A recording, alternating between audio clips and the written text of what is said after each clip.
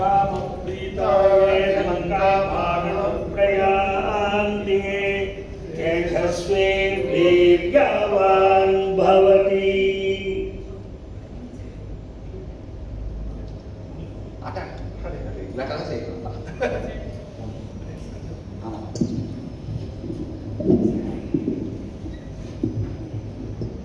ஸ்ரீராம் ஜெயம் ஆழ்வார் எம்பெருமானார் ஜெயம் திருடிகளே சரணம். விஸ்வாவசு வருடம் வைகாசி மாதம் 24ஆம் தேதி இன்று மும்பை ராமானுசபா முதன்முறையாக டானே நகரில் ஸ்ரீமத் வேதமார்க பிரதிஷ்டாபனாச்சாரிய வேலுக்குடி ஸ்ரீ உபய வேதாந்தன ரங்கநாத சுவாமி அவர்களை தாளம் தடுக்கையும் கூப்பி அடிவமோடும் மீனோடும் பிரிவினை 1000 பல்லாண்டு என்று பாடி வரவேற்கிறோம். Few words about Swamiji. There are people who don't know Tamil also, so I would like to say in English. He has a brilliant academic background. He started his career as a software engineer with Microsoft, but because of his traditional roots in the lineage of Velukudi Sri Ubaya Vedanta Varadachar Swami, he left his lucrative job and plunged full time into Shastric studies. He is an accomplished scholar in Nyaya Shastra, Purva Mimamsa and Vedantam. He has completed Purva Mimamsa Shastram exam conducted by Kanchi Kamakoti Peetham and currently pursuing PhD in the same subject. He gives lectures in Sanskrit, Tamil, English languages. Presently he is conducting an online course on the Brahma Sutram, and interested people can join online and get the blessings. He has undertaken rigorous training in Sri Vaishnava tradition from his illustrious father, none other than Velukudi Sri Ubaya Vedanta Krishna Swami, and rigorous training in Vedic Shastram studies under Sri Devanathan Swami. Today, on behalf of Sri Bhagavad Ramanuja Siddhanta Prachara Sabha, on this trip, this is his 5th Upanyasam. Vis-a-vis, he just completed Bhagavata Saptaham at Ghatkopar Bhajana Samaj today morning. Before we start his Upanyasam, இப்பொழுது ஓரிரு வார்த்தைகள் மும்பை ராமானுஜ சபா பற்றி சொல்ல விழைகிறேன்.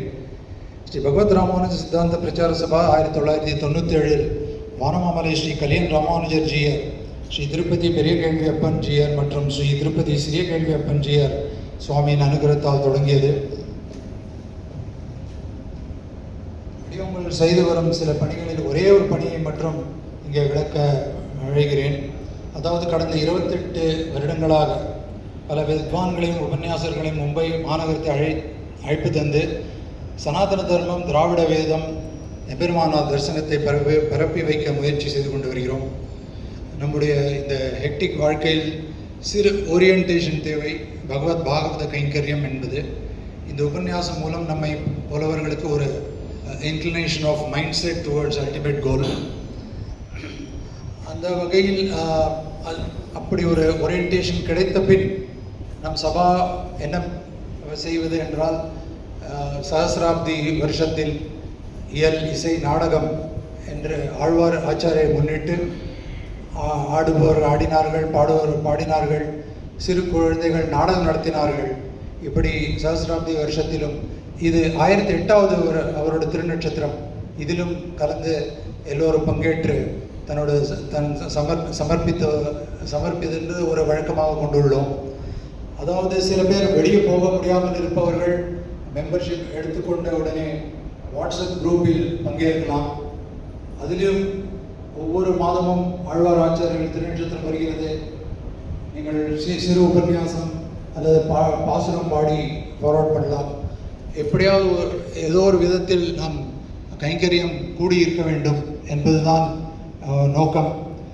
சம்பிரதாயத்தில் கொஞ்சம் நிறையவே அறிந்தவர்கள் quiz contest வச்சுக்கலாம். இன்னும் அதேபோல் பல சிறு பிள்ளைகள் கோலம் போடுவது, painting, pencil drawing, Warli art அப்படின்னு பழைய தனுர்மாசம் என்றால் 30 நாளும் இதே மாதிரி அவர்கள் ஃபார்வர்டு பண்ணி கைங்கரியத்தை சமர்ப்பிக்கின்றார்கள். இது நவி மும்பை, கோரேகாவ், முலுன், செம்பூர், காட்கோப்பர் இப்படி எல்லாம் இடத்தில் நிறைய பேர் இருக்கிறார்கள். எங்களுக்கு டானே நகரத்திலும் மெம்பர்கள் தேவை. இதே மாதிரி கைங்கரியத்தை கூடி இருப்பதற்காக தான் இங்கே முதன்முறை உபன்யாசம் வைத்திருக்கிறோம். இதில் என்ன ஒரே ஒரு நேற்றைய உபன்யாசத்தில் சுவாமி சாதித்தார். அதாவது ஒரு தாய்ப்பூனை தன் குட்டி பூனையை கவ்வி ஒரு கொடூரமான இடத்திலிருந்து ஒரு புனிதமான இடத்தில் சேர்த்து வைக்கிறது. இதில் குட்டி பூனையில் ஒரு சிறிய புருஷார்த்தம் என்னவென்றால், அந்த தாய் பூனையை பார்த்து நாயோ பூனையோ என்று பயப்படாமல் இருந்தது, அவ்வளவுதான். அதே மாதிரி அந்த சரணாகதி மனப்பான்மை நமக்கு வருவதற்கு தான் இந்த உபன்யாசம். இன்றைய தலைப்புக்கு ஏற்றாற் போல் ராமாயண நூற்றந்தாதிலிருந்து ஒரு பாசுரத்தை வழங்கி அமையப் போகிறேன்.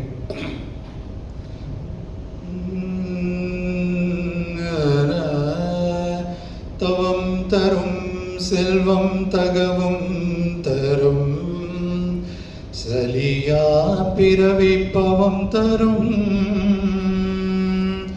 தவம் தரும் செல்வம் தகவும் தரும், சலியா பிறவி பவம் தரும். தீவினை பாற்றி தரும், பரந்தாமம் என்னும் திவம் தரும்.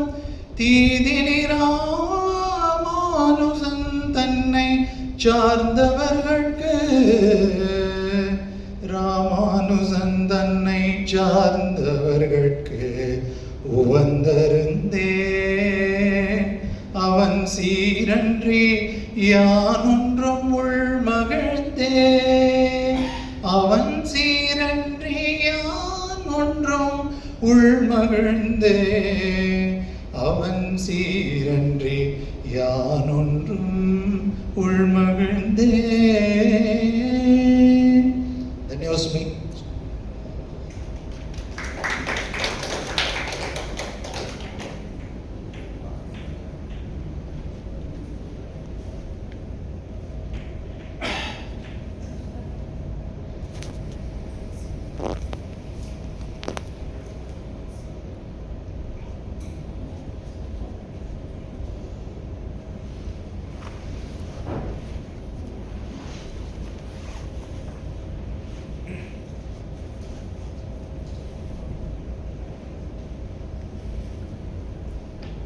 लक्ष्मीनाथ समारंभां नाथयामन मध्यमां अस्मदाचार्य पर्यन्तां वन्दे गुरुपरम्परां. यो नित्यमच्युत पदाम्बुज युग्मरुग्म व्यामोहतस्तरितराणि तृणाय मेने. अस्मद्गुरोर्भगवतोस्य दयैकसिन्धोः रामानुजस्य चरणौ शरणं प्रपद्ये. இங்கு கூடியிருக்கும் ஆஸ்திக அன்பர்கள் அனைவருக்கும் அடியனுடைய பிரணாமங்களை தெரிவித்துக் கொள்கிறேன். இன்றைய தினம் நாம் அனைவரும் சுவாமி ராமானுஜருடைய பெருமையை பற்றியும் அவர் நமக்கு வழங்கக்கூடிய செல்வங்கள் என்ன என்பதை பற்றியும் பார்ப்பதற்காக கூடியிருக்கிறோம். விசிஷ்டாத்வைத ஸ்ரீ வைஷ்ணவ சம்பிரதாயத்தில், ஏன் பொதுவாக பாரத தேசத்தில் கூட பிறந்த எத்தனையோ ஆச்சாரியர்களுக்குள்ளே பகவத் ராமானுஜர் மிக முக்கியமான ஒரு ஆச்சாரியராக கருதப்படுகிறார். பகவான் இந்த உலகத்தில் எத்தனையோ முறை பலவிதமான அவதாரங்களை செய்தாலும் அவருடைய உபதேசங்களை கேட்டு மக்கள் திருந்தினார்களா என்று பார்த்தால் அவ்வளவு தூரம் கூட்டம் கூட்டமாக பக்தர்கள் ஏற்பட்டார்கள் சொல்ல முடியாது. ஏதோ ஒரு ராமாவதாரத்தில் அயோத்தியில் வாழ்ந்த மக்கள் அனைவருமே ராமனிடத்தில் அன்போடு இருந்தார்கள். ஆனால் கிருஷ்ணாவதாரத்தில் அப்படி கூட சொல்ல முடியாது. கோபிகைகளுக்கு கண்ணனிடத்திலே அன்பு உண்டு. உத்தவருக்கோ சுதாமாவுக்கோ அக்ரூரருக்கோ கண்ணனிடத்திலே சிறந்த பக்தி இருந்தது. ஆனால் அதற்கு மேலே பலரும் பக்தர்களாக பகவானை பற்றி வைகுந்தம் அடைந்தார்கள் என்று சொல்லிவிட முடியாது.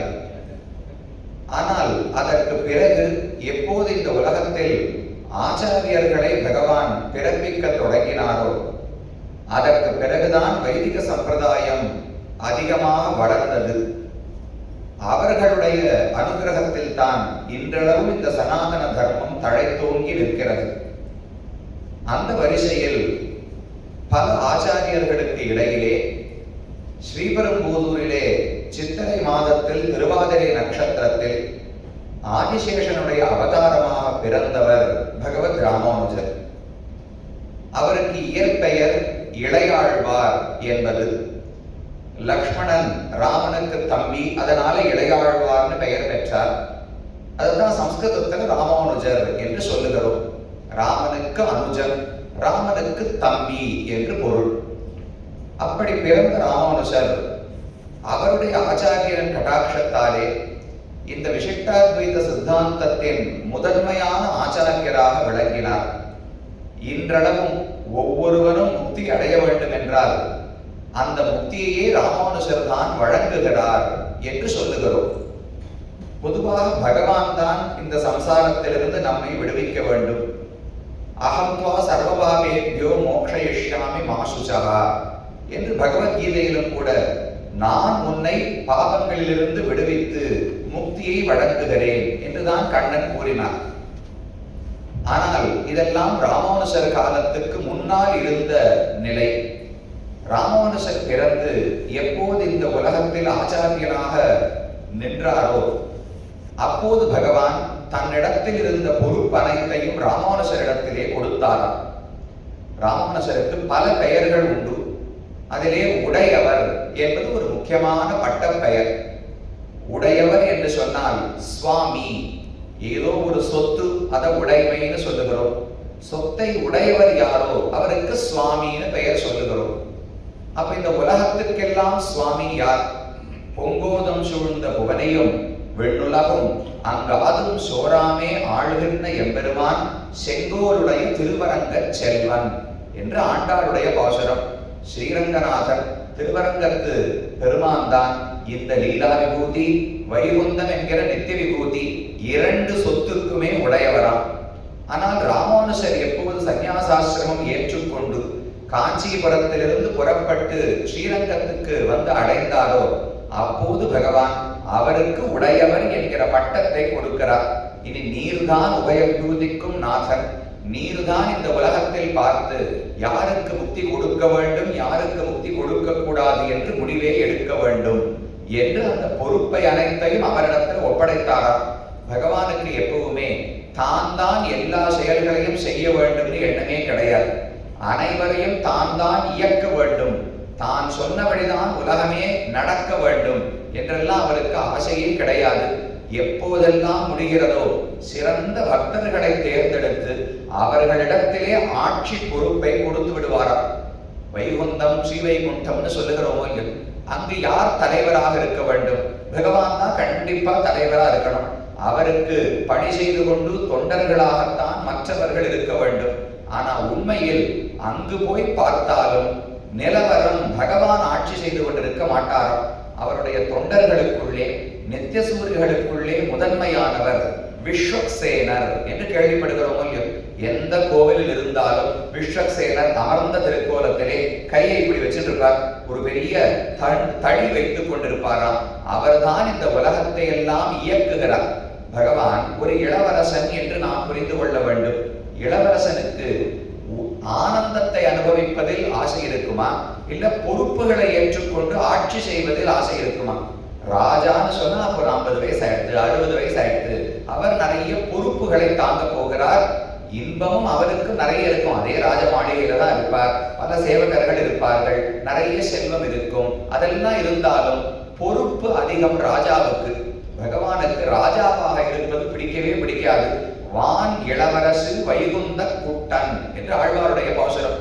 வைகுந்தத்துக்கே போனாலும் பகவான் இளவரசனாக இருக்கத்தான் ஆசைப்படுகிறாராம். யாரெல்லாம் நித்தியசூரிகளும் இங்கிருந்து முக்தி அடைந்த ஆத்மாக்களும் வைகுந்தத்தை சென்று அடைகிறார்களோ அவர்களோடு சேர்ந்து ஆனந்தமாக பேசி விளையாடி அனுபவத்தை கொடுக்க வேண்டும். நாம் செய்யும் கைங்கரியத்தை ஏற்றுக்கொள்ள வேண்டும். இதில் தான் பகவானுக்கு ஆசை உண்டு. இல்லையே உலகத்துல நிறைய நிர்வாகம் பண்ணணுமே, இந்த 17-14 லோகங்கள், கீழே பாதாளம் கடைசி லோகம்னு சொல்றோம், மேல சத்தியலோகம் பிரம்மா இருக்கும் உலகம், மேலே கடைசி லோகம், இதுக்கு நடுவுல சேர்த்து 14 உலகங்கள் இருக்கின்றன. இதெல்லாம் சேர்த்தா ஒரு அண்டம்னு சொல்லப்படுகிறது. இதை போல் இந்த சம்சாரத்தில் கோடிக்கணக்கான அண்டங்கள் இருக்கின்றன. நாம் இருப்பது ஒரு அண்டகடாகத்தினுடைய பூஹு என்கிற பூமியிலே, ஜம்பு தீபம் என்கிற ஒரு தீவிலே, மேருமலைக்கு தெற்கே பாரத வருஷத்துக்குள்ள ஒரு இடத்திலே நாம் வாழ்ந்து வருகிறோம். மொத்தமா உலகம்னு பார்த்தோம்னா மிக பெரியது. அந்த அத்தனை உலகத்தில் எத்தனை அண்டங்கள் இருக்கும்? அந்தந்த அண்டத்துக்கு ஒரு பிரம்மா இருப்பார். அந்தந்த அண்டத்துக்கு ஒரு இந்திரன் இருப்பார், அந்தந்த அண்டத்துக்கு மனுக்கள் இருப்பார்கள். இவர்கள் தான் ஆட்சி பண்ணிட்டு இருக்கா. இவர்களை எல்லாம் சேர்த்து கட்டி மேய்க்கணுமோ இல்லையோ? நமக்கு ஓரளவு வரைக்கும் நம்ம வயசுல நேரம் நாமே வீட்டு வேலைகளையோ அலுவலக வேலைகளையோ பார்த்துட்டு இருப்போம். கொஞ்சம் வளர்ந்து விட்டோம்னால் சரி யாரான வேலைக்காரால வச்சுக்கலாம்னு நினைப்போம். ஆனா கொஞ்ச நாள் என்ன புரிதல் வரும், வேலைக்காரால வச்சுன்னு மேய்க்கிறத விட நாமளே பண்ணிட்டு போயிடலாம் என்கிற முடிவுக்கு வந்துடுறோம் இல்லையோ? அதை போல இந்த பிரம்மாவையும் இந்திரனையும் மற்ற தேவர்களையும் ஒருவர் கட்டி ஆட வேண்டுமே, அந்த பொறுப்பெல்லாம் பகவானுக்கு செய்யவே பிடிக்காது. அப்புறம் இதை மட்டும்தான் பார்த்து கொண்டிருக்க வேண்டும். எப்படி உண்மையான பக்தர்களை கடாட்சிப்பது? இந்திரன் அவ்வளவு பெரிய பக்தன் கிடையாது, அவனுக்கு செல்வத்தில் தான் ஆசை, போப்பா என்ன ஆட்சியும் அந்த சக்தியில் தான் ஆசையை தவிர பகவானுக்கு தொண்டு செய்ய வேண்டும்னு இந்திரன் ஒரு நாள் ஆசைப்பட்டதே கிடையாது. அப்ப அதை போன்ற மக்களை பார்ப்பாரா, இல்ல தனக்கென்று இருக்கக்கூடிய நெருக்கமான பக்தர்களோடு சேர்ந்து ஆனந்தப்படுவாரா? அதில் தான் பகவானுக்கு ஆசை. அதனால ஆட்சி பொறுப்பை எல்லாம் விஸ்வக்சேனரிடத்துல பகவான் ஒப்படைத்து விடுவாராம். அவர் தான் கையில் பெரம்ப வைத்துக் கொண்டு யார் யாரெல்லாம் சரியாக நடக்கிறார்கள், சரியாக நடக்கவில்லை என்று எல்லாவற்றையும் பார்த்து நியமனம் செய்கிறார். பகவானிடத்தில் சின்ன சின்ன முடிவுகளுக்கெல்லாம் போகவே மாட்டாராம். பெரிய முடிவு. இப்ப இந்த அண்டகடாகத்தில் பிரம்மாவினுடைய ஆயுசு முடிந்து போய்விட்டது. ஒரு பிரம்மாவை இறக்கிவிட்டு இன்னொரு பிரம்மாவை நியமிக்க வேண்டும் என்றால் அது பெரிய காரியமோ இல்லை. அதை போல சில உயர்ந்த காரியங்களுக்கு மட்டும் பகவானிடத்திலே போய் அனுமதி கேட்பாராம் விஸ்வக்சேனர். பகவான் வாய் திறந்து கூட அனுமதி கொடுக்க மாட்டார். கை கூப்பி நீர் என்ன பண்ணாலும் சரின்னு ஒப்புக்கொண்டு விடுவாராம். அந்த அளவுக்கு ஆட்சி பொறுப்பில் பகவானுக்கு ஆசை கிடையாது. வைகுந்தத்திலும் இப்படி என்றால் பூலோக வைகுண்டம் ஸ்ரீரங்கம். அங்கு எப்படி வைகுந்தத்தில் இருக்கும் பெருமான் உலகத்துக்கெல்லாம் மூலமாக இருக்கிறாரோ, இந்த உலகத்தில் இருக்கும் திவ்ய தேசங்கள் அனைத்துக்கும் வேறான திவ்ய தேசம், மூலமான திவ்ய தேசம் திருவரங்கம்னு கொண்டாடப்படுகிறது. அங்கு இருப்பவரும் பகவான் பரவாசுதேவன் தானே. காவேரி விரஜாசேயம் வைகுண்டம் ரங்கமந்திரம் ச வாசுதேவோ ரங்கேஷா பிரத்யக்ஷம் பரமம் பதம் என்று சொல்லுகிறோம். இது ஒரு கிளி சொன்ன வார்த்தை. ஸ்ரீரங்கம் கோவிலுக்கு போனால் அங்க உள்ள இருக்கிற பிராகாரத்துல கிளி மண்டபம் என்று ஒரு மண்டபம் இருக்கும். அங்க ஒரு கூண்டுல ஒரு கிளியை தொங்க விட்டிருந்தா அப்ப இருந்தது. இந்த காலத்தில் இப்போது அது காணப்படவில்லை. ஒரு பொம்மை கிளியை அந்த இடத்துல ஒரு கூண்டுல தொங்க விட்டிருப்பார்கள். எதுக்கு? இந்த கோயிலுக்கும் கிளிக்கும் என்ன சம்பந்தம் என்றால், இப்போது நாம் பார்க்கும் கோவில் பல ஆண்டுகளுக்கு முன்னால் காவேரியில் இருந்த வெள்ளத்தாலே முழுவதும் மண்ணாலே மூடப்பட்டு விட்டதாம். இந்த இடத்துல கோயில் இருந்ததே யாருக்கும் தெரியாது. ஒரு பெரிய மணல் மேடு மட்டும்தான் இருந்தது. அந்த சமயத்தில் ஒரு சோழ அரசன் அந்த பக்கமா பிரயாணம் செய்து கொண்டு போகும்போது அங்க இருந்த ஒரு கிளி இந்த இடத்துக்கு அந்த மணல் மேட்டுக்கு மேலே நின்று கொண்டு இந்த ஸ்லோகத்தை சொல்லிக் கொண்டிருந்ததாம். காவேரி விரஜாசேயம். இங்கு காவேரி என்கிற நதி ஓடுகிறது. காவேரியை தாண்டினால்தான் திருவரங்கத்துக்குள்ள போக முடியும். ரெண்டு பக்கமும் ஒரு மாலையாட்டம். வடதிருக்காவேரி தென்திருக்காவேரி ரெண்டு பக்கம் காவேரி ஓடுகிறாள். நடுவிலே ஒரு மணல் திட்டாக ஸ்ரீரங்கம் இருக்கிறது. அதே போலத்தான் வைகுந்தத்துக்குள்ள போகணும்னால் விரஜா என்கிற ஒரு நதி இருக்கிறது. ரஜஸ் அப்படின்னா அழுக்குன்னு அர்த்தம். ரஜஸ் என்றால் ரஜோ குணம்னு அர்த்தம். விரஜா, இந்த தண்ணீரில் யாரெல்லாம் நீராடுகிறார்களோ அவர்களுக்கு ரஜோ குணமோ தமோ குணமோ அதற்கு பிறகு அண்டவே அண்டாது. தூய்மையான எண்ணத்தோடு வைகுந்தத்துக்குள்ள நுழைகிறார்களே, அதனால விரஜான அந்த நதிக்கு பெயர். அதிலே குளித்தால் தான் உள்ள வைகுந்தத்துக்குள்ள போக முடியும். அதை போல காவேரியில் நீராடித்தான் திருவரங்கத்துக்குள்ள செல்லணும். அப்ப காவேரி தான் விரஜா நதி. அங்கிருக்கிற வைகுண்டம் தான் இங்கு ஸ்ரீரங்கம் கோவிலாக இருக்கிறது. அங்கு இருக்கக்கூடிய பரவாசுதேவன் தான் இங்கே நம்பெருமாளாக திருவரங்கநாதனாக சயனித்தும் நின்றும் சேவை சாதிக்கிறார். அப்ப பிரத்யக்ஷம் பரமம் பதம். வைகுந்தத்துக்கு போனால் எப்படியெல்லாம் பகவானை சேவித்து தொண்டு செய்து நாம் ஆனந்தப்படுவோமோ அது எல்லாத்துக்கும் ஒரு முன்னோட்டமாக இந்த உலகத்தில் நமக்கு ஒரு முன்னோட்டம் காமிக்கணும். எப்பவுமே நாம ஒரு பொருளை வாங்குறோம்னால் அதை முதல்ல பயன்படுத்தி பார்க்கணும். ஒரு 2 நாள் பயன்படுத்தி பார்த்துட்டு வாங்கிக்கிறேன். இல்ல ஒரு அரிசி வாங்க போறோம்னால் போய் அரிசியில முதல்ல ஒரு சின்ன அளவை வாங்கி வீட்டுல சமைத்து பார்த்து விட்டு நன்னா இருந்தா தானே 5, 10, 15 படியதோ ஒன்று வாங்குவோம். அதை போல வைகுந்தத்தில் ஒருவனுக்கு ஆசை ஏற்பட வேண்டும். ஏற்பட்ட ஆசை தொடர்ந்து நிலைக்க வேண்டும். அங்கு போய் என்ன பண்ண போகிறோம் என்று தெரிந்து கொள்ள வேண்டும் என்றால் அதுக்கு இந்த உலகத்துல ஸ்ரீரங்கத்துக்கு போகணுமா. அங்கு எப்படி பகவானை வழிபட்டு ஆனந்தமாக நித்தியசூரிகளும் முக்தாத்மாக்களும் அவரை லாலித்து பார்த்துக் கொள்வார்களோ அதை போல இந்த ஊரிலே பகவானை பார்த்துக் கொள்ளுகிறார்கள். அப்ப பரவாசுதேவன் விஸ்வக்சேனரிடத்திலே பொறுப்பை ஒப்படைத்தால் திருவரங்கநாதனும் யார்கிட்டையான பொறுப்பு ஒப்படைக்க வேண்டுமோ இல்லையோ, அவர் கையில பெரிய செங்கோல் என்று வைத்துக் கொண்டிருக்கிறார். அதை யாரிடத்திலே கொடுப்பது? யார் அந்த பொறுப்பை எடுத்துக்கொண்டார்கள் என்றால் அது சுவாமி ராமானுஜருக்கு தான் கொடுத்தாராம். உடையவர் என்கிற பட்டத்தை கொடுத்து, இனி இந்த 2 விபூதிகளையும் உம்முடைய சொத்து, நீர் பார்த்து நிர்வாகம் செய்ய வேண்டும். யாருக்கு என்னென்ன பயன் வேண்டுமோ அதை நீரே கொடுக்க வேண்டும். அப்ப பகவானுக்குத்தான் முழுமையான சக்திகள் அனைத்தும் உண்டு. ஆனா அவருக்கு என்னென்ன பெருமையோ நம்முடைய ஆச்சாரியர்களுக்கும் அந்த அளவு பெருமை உண்டு. ஆனா அதுல ஒரே ஒரு கஷ்டம், பகவானிடத்தில் எவ்வளவு கருணை இருந்தாலும் கொஞ்சம் கோபத்தோடு கலந்த கருணை தான் உண்டு. எப்போது கோபப்படுவார், எப்போது கருணை காட்டுவார்னு தெரியாது. ஆனா ஆச்சாரியர்களின் சிறப்பு, கோபம் என்றால் என்னவென்றே தெரியாது. கனிவான முகத்தோடு இனிமையான பேச்சோடு எப்பாடுபட்டாவது மக்களை திருத்த வேண்டும், அவர்களை நல்வழிப்படுத்த வேண்டும் என்று மட்டும் ஆசை உடையவர்கள் ஆச்சாரியர்கள். அதனால ராமானுஜருக்கு கொடுத்தாராம். ஸ்ரீ விஷ்ணுலோக மணிமண்டப மார்க்கதாயி ராமானுஜோ விஜயதே என்று தெரிவிக்கிறார்கள். விஷ்ணுலோகம் என்கிற வைகுண்டத்துக்கு மார்க்கத்தை கொடுக்கணும், அந்த வழியை நமக்கு காட்டி கொடுக்க வேண்டும். இந்த ஆத்மாக்கள் எல்லாம் வைகுந்தத்துக்கு போக வேண்டும் ஒருத்தர் வழிகாட்ட வேண்டுமே, அப்படி வழிகாட்டியாக ராமானுஜர் இருக்கிறார் என்று தெரிவிக்கிறார்கள். அந்த ராமானுஜருடைய 1008வது திருநக்ஷத்திரம் இதோ கடந்த சித்திரை மாதம் திருவாதிர நட்சத்திரம் மே மாசம் 2ஆம் தேதி முடிந்தது. அந்த திருநக்ஷத்திர வைபவத்தை கொண்டாடும் விதத்தில் தான் இன்றைய தினம் இந்த உபன்யாசம் தானா நகரத்திலே ஏற்பாடு செய்யப்பட்டுள்ளது. இங்கு நாம் என்ன பார்க்க போகிறோம்? ராமானுஜருடைய பெருமையை ஏதோ ஒரு விதத்தில் பார்க்கணும். அதை தெரிந்து கொண்டால் என்ன நடக்கும்னால் அவரிடத்திலே ஒரு ஈடுபாடு ஏற்படும். ஈடுபாடு ஏற்பட்டால் அவர் என்ன சொன்னார் அதை அறிந்து கொள்ள வேண்டும்னு ஒரு ஆசை ஏற்படும். அப்ப அவர் சொன்ன நூல்களை எல்லாம் படிக்க போகிறோம். படித்தால் ஞானம் பிறக்கும், பக்தி பிறக்கும், தெளிவு பிறக்கும். இந்த சம்சாரத்துல வேற என்ன கல்வியை கற்றாலும் அது நமக்கு ஒரு நாளும் நிம்மதியை அளிக்காது. பணங்காசை கொடுக்கலாம், பேரு அந்தஸ்து அதெல்லாம் கொடுக்கலாமே தவிர நிம்மதியை அளிக்கக்கூடியது அத்தியாத்ம சாஸ்திரம். ஆத்மாவையும் பரமாத்மாவையும் பற்றி நாம் பெறக்கூடிய கல்விதான் நமக்கு பிற்காலத்திலும் நன்மை அளிக்கும். அதனால் அந்த ஞானத்தை பெறுவதற்கு சுவாமி ராமானுஜருடைய அனுகிரகத்தை நாடி அவருடைய பெருமைகள் ஓரிரண்டை அனுபவிக்கலாம். அதில் இன்றைக்கு நாம் எடுத்துக்கொண்டிருக்கிற தலைப்பு சந்நியாசி தரும் செல்வம் என்று ஒரு விசித்திரமான தலைப்பு. பொதுவா சந்நியாசி என்று சொன்னால் எல்லா பற்றுகளையும் விட்டவர்.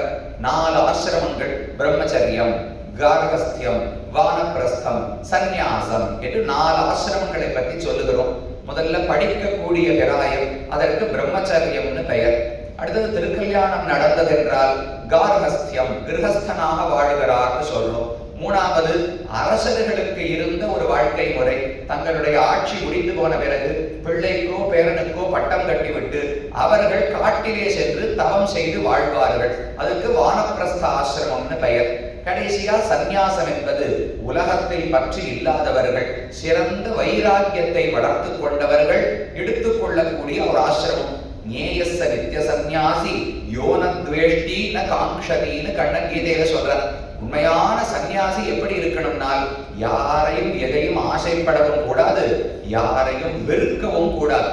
ஆசைப்படக்கூடாது, பற்று இருக்கக்கூடாதுன்னு மட்டும் சொன்னா போறாது. அப்ப சன்னியாசி பார்த்தாலும் கோவப்படலாமா, எல்லார் மேலே எரிஞ்சு விடலாமான்னால் அனைவரிடமும் கனிவோடு இருக்க வேண்டும். எல்லாமே பகவானுடைய சொத்து. அப்ப அவருடைய சொத்தை அவமரியாதை செய்வதற்கு நமக்கு தகுதி கிடையாது. அப்ப அனைவருடைய உஜ்ஜீவனத்துக்காகவும் யோசிக்க வேண்டும். அனைவரிடமும் நல்லவனாக நடந்து கொள்ள வேண்டும். அதனால யோன துவேஷ்டி ந காங்க்ஷதி, எதையும் ஆசையும் படக்கூடாது. இது கிடைக்க வேண்டும், அது வர வேண்டும், இதை பெற வேண்டும் என்று ஆசைப்படக்கூடாது. ஏதோ ஒன்று கிடைக்கவில்லை, அது கிடைக்காமல் யாரோ ஒருத்தர் தடுத்தார் வச்சுக்கோ, உடனே நமக்கு கோபம் வருகிறதோ இல்லையோ. துவேஷம் என்பதோ கோபம் என்பதோ என்ன? நமக்கு ஒரு ஆசை இருக்கு, அந்த ஆசைப்பட்ட பொருள் நமக்கு கிடைக்காமல் போகிறது. அது கிடைக்காம போனதற்கு ஏதோ சந்தர்ப்பம், சூழ்நிலை, இல்ல ஒரு அச்சேதன பொருள், ஏதோ ஒரு காரணம்னால் நமக்கு யார் பேரையும் வெறுப்பும் வராது, கோபமும் வராது. இப்படி நடந்து போயிட்டு இருக்கும். நடந்து போச்சே சட்டுன்னு கால் ஏதோ ஒரு படிக்கட்டில் இடிச்சு வருதுன்னு வச்சுங்களேன், உடனே படிக்கட்டு மேலே யாருக்கான வெறுப்பு வருதான்னு படிக்கட்டை கோவித்து கொண்டு ஏன் இப்படி செய்தாய் திரும்ப அடிக்கிறோம். ஒன்றும் பண்றதே கிடையாது. ஏன்னா ஒரு அச்சேதன பொருள், அது ஒண்ணு வேணும்னு பண்ணல, நான் கவனக்குறைவாக இருந்தபடியால எனக்கு அடிபட்டது என்று ஏற்றுக்கொண்டு விடுகிறோம். அதுவே நாம் ஒரு பேருந்தில் நின்று கொண்டிருக்கும் போது யாரோ ஒருத்தர் காலை நன்னா மிதிச்சாருன்னு சொல்லுவோம், எவ்வளவு கோபம் வருது உடனே. சரி சுவாமி, கூட்டம் நெரிசல் தெரியாம வச்சிருப்பார், நம்ம சொல்றது இல்ல. கண்ணை எங்க வச்சிருந்தீர், பார்த்தா தெரியலையா, பார்த்து நடந்து வர மாட்டீரா, இவ்வளவு பெருசுக்கு நிற்கிறேனே, எத்தனையோ வார்த்தைகளை சொல்றோம் இல்லையோ. அப்ப யாரோ ஒருவர் எனக்கு ஒரு துன்பத்தை ஏற்படுத்துகிறார், அல்லது நான் அடைய ஆசைப்பட்ட இன்பத்தை அடைய விடாமல் தடுத்தார் என்றால் அவரை எப்படியான துக்கப்படுத்தணும்னு நமக்கு ஒரு எண்ணம் வருது. எனக்கு துக்கத்தை கொடுத்தவரை நான் திரும்ப துக்கப்படுத்த வேண்டும் என்கிற எண்ணம், அதுக்குதான் கோபம், அதுக்குதான் வெறுப்பு, துவேஷம் என்று பெயர். அது ரெண்டுமே கூடாது. காமம் போனா தானாகவே கோபம் விட்டு போயிடும். கண்ணனிடத்திலே அர்ஜுனர் இடத்துல கேட்கிறார், கண்ணன் புலன்களை அடக்கு அர்ஜுனா, புலன்களை அடக்கினால்தான் தியானம் பண்ண முடியும், ஆத்மாவை உணர முடியும்னு ரொம்ப நாடி உபதேசங்களை பண்ணார். அர்ஜுனன் கேட்டான், அதெல்லாம் சரி, எப்படி பண்ணணும்?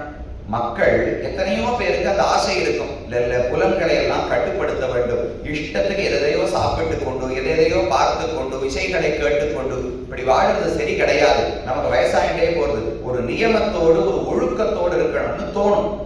அதை எப்படியான நடைமுறைப்படுத்தணும்னு முயற்சியும் பண்ண ஆரம்பிப்போம். அதுதான் அந்த புத்தாண்டு அதெல்லாம் வந்து பாருங்க, வந்த உடனே ஒரு முடிவு எடுத்துப்போம், இந்த வருஷம் நான் இதை சாப்பிட போறது கிடையாது, இந்த வருஷம் எங்கேயும் தேவையில்லாத இடத்துக்கு போகிறது கிடையாது, திரைப்படங்களை பார்க்க போவது கிடையாது, ஏதோ ஒரு முடிவு எடுக்கிறோமோ இல்லையோ. அந்த முடிவை எடுத்து மனதளவில் நாம் ஒரு உறுதி கொண்டாலும் காலப்போக்கில் அந்த இந்திரியம் நம்மளை சும்மா விடாது. இந்திரியங்கள் என்பவை மனதை விட ரொம்ப பலம் வாய்ந்தவளாம். இந்தியானி பிரமாதீனி ஹரந்தி பிரசவம் மனஹான கண்ணன் தெரிவிக்கிறார். வலுக்கட்டாயமா மனதை இழுத்து கொண்டு இந்திரியங்கள் போய்விடுமா. அதனால அர்ஜுனனுக்கு புரியல, ஏதோ ஒரு காரணம் இருக்க முடியும்.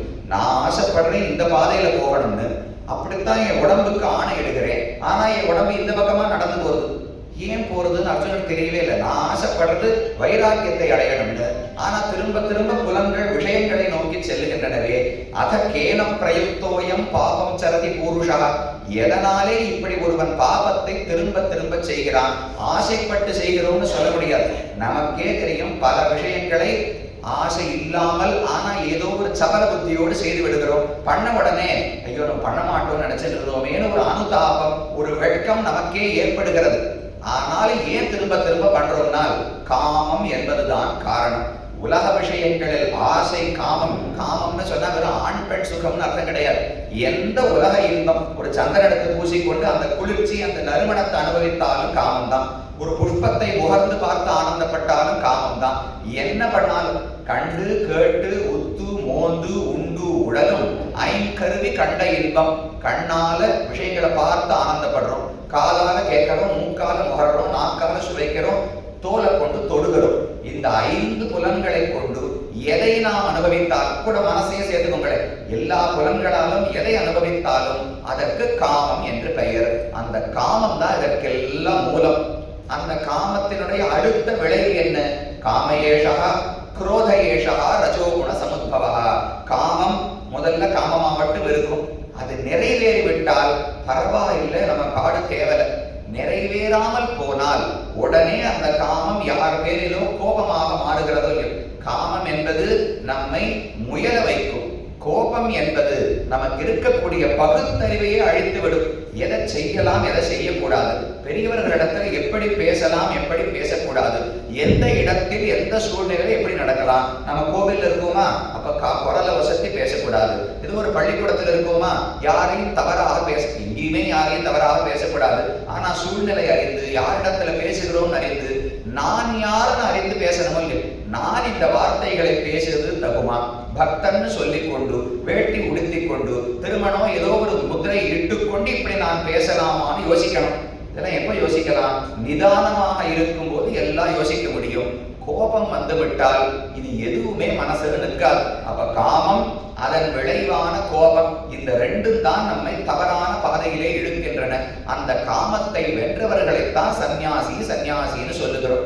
நியாசம்னா விட்டு விடுவது, சந்நியாசம் நன்றாக விட்டு விடுவது. ஏன்னா விடுவதுன்னா நாம கூட தான் விடுறோமோ இல்லையோ, இனிமே நான் இந்த கொண்டத்தை சாப்பிட மாட்டேன், இல்லை இனிமே இந்த இடத்துக்கு போக மாட்டேன்னு ஒரு நாள் முடிவு எடுப்போம். 4 நாள் கழிச்சு திரும்ப அங்கேயே போய் நிற்போம். அதுக்கு சந்நியாசம்னு பெயர் கிடையாது. அதில் பற்றே இல்லாமல் முழுவதுமாக விட வேண்டுமோ இல்லையோ. வேடிக்கையா சொல்லுவா, சந்நியாசம் எப்ப ஏத்துக்கலாம்னால் கார்த்தால மனைவியோட சண்டை வந்ததுங்கிறதுக்காக மத்தியானம் சந்நியாசம் எல்லாம் ஏற்றுக்கூடாது. அது ரொம்ப நிதானமா ஆராய்ந்து, நமக்கு உலக விஷயங்களில் பற்று இல்லையா, எதனாலும் எனக்கு ஒரு பெயர் அடைய வேண்டும், ஒரு பயன் அடைய வேண்டும்னு எண்ணம் இல்லையான்னு ஆராய்ந்து முடிவெடுக்க வேண்டும். அப்பதான் சந்நியாசம். நன்றாக உலகப் பொருள்களை விட வேண்டும். திரும்ப வந்து ஒட்டி கொள்ளாத படிக்க அந்த பழக்கங்களை ஆசைகளை விட வேண்டும். அப்படின்னா தான் சந்நியாசி என்று சொல்லுகிறோம். அப்படி எவன் இருக்கிறானோ அவன் சுகம் பந்தாத் பிரமுச்சியதே, எளிமையாக இந்த சம்சாரத்திலிருந்து முக்தியடைந்து பகவானை அடைகிறான் என்று சொல்லப்படுகிறது. அந்த சந்நியாசிகளுக்குள்ளே மிக உயர்ந்தவர் சுவாமி ராமானுஜர். சிகையா சேகரணம் பதிம் யதீனாம் என்று வேதாந்த தேசிகன் சொல்லுகிறார். யதி ராஜர், யதி பதி, யதி சார்வபௌமர், யதி க்ஷ்மாபிருது, இது போல பல சொற்கள் உண்டு. பொருள் ஒன்றுதான். சந்நியாசிகளுக்கெல்லாம் தலைவர் சுவாமி ராமானுஜர். ஏன் சந்நியாசிகள், சந்நியாசின்னு சொன்னா பற்றற்று இருக்க வேண்டும். அவர்களுக்குள்ள தலைவர்னால் அப்ப இன்னும் பற்றில்லாம இருக்கணுமோ இல்லையோ. சாதாரணமாவே சன்னியாசிகளுக்கு உலக விஷயங்கள்ல பற்று இருக்கக்கூடாது.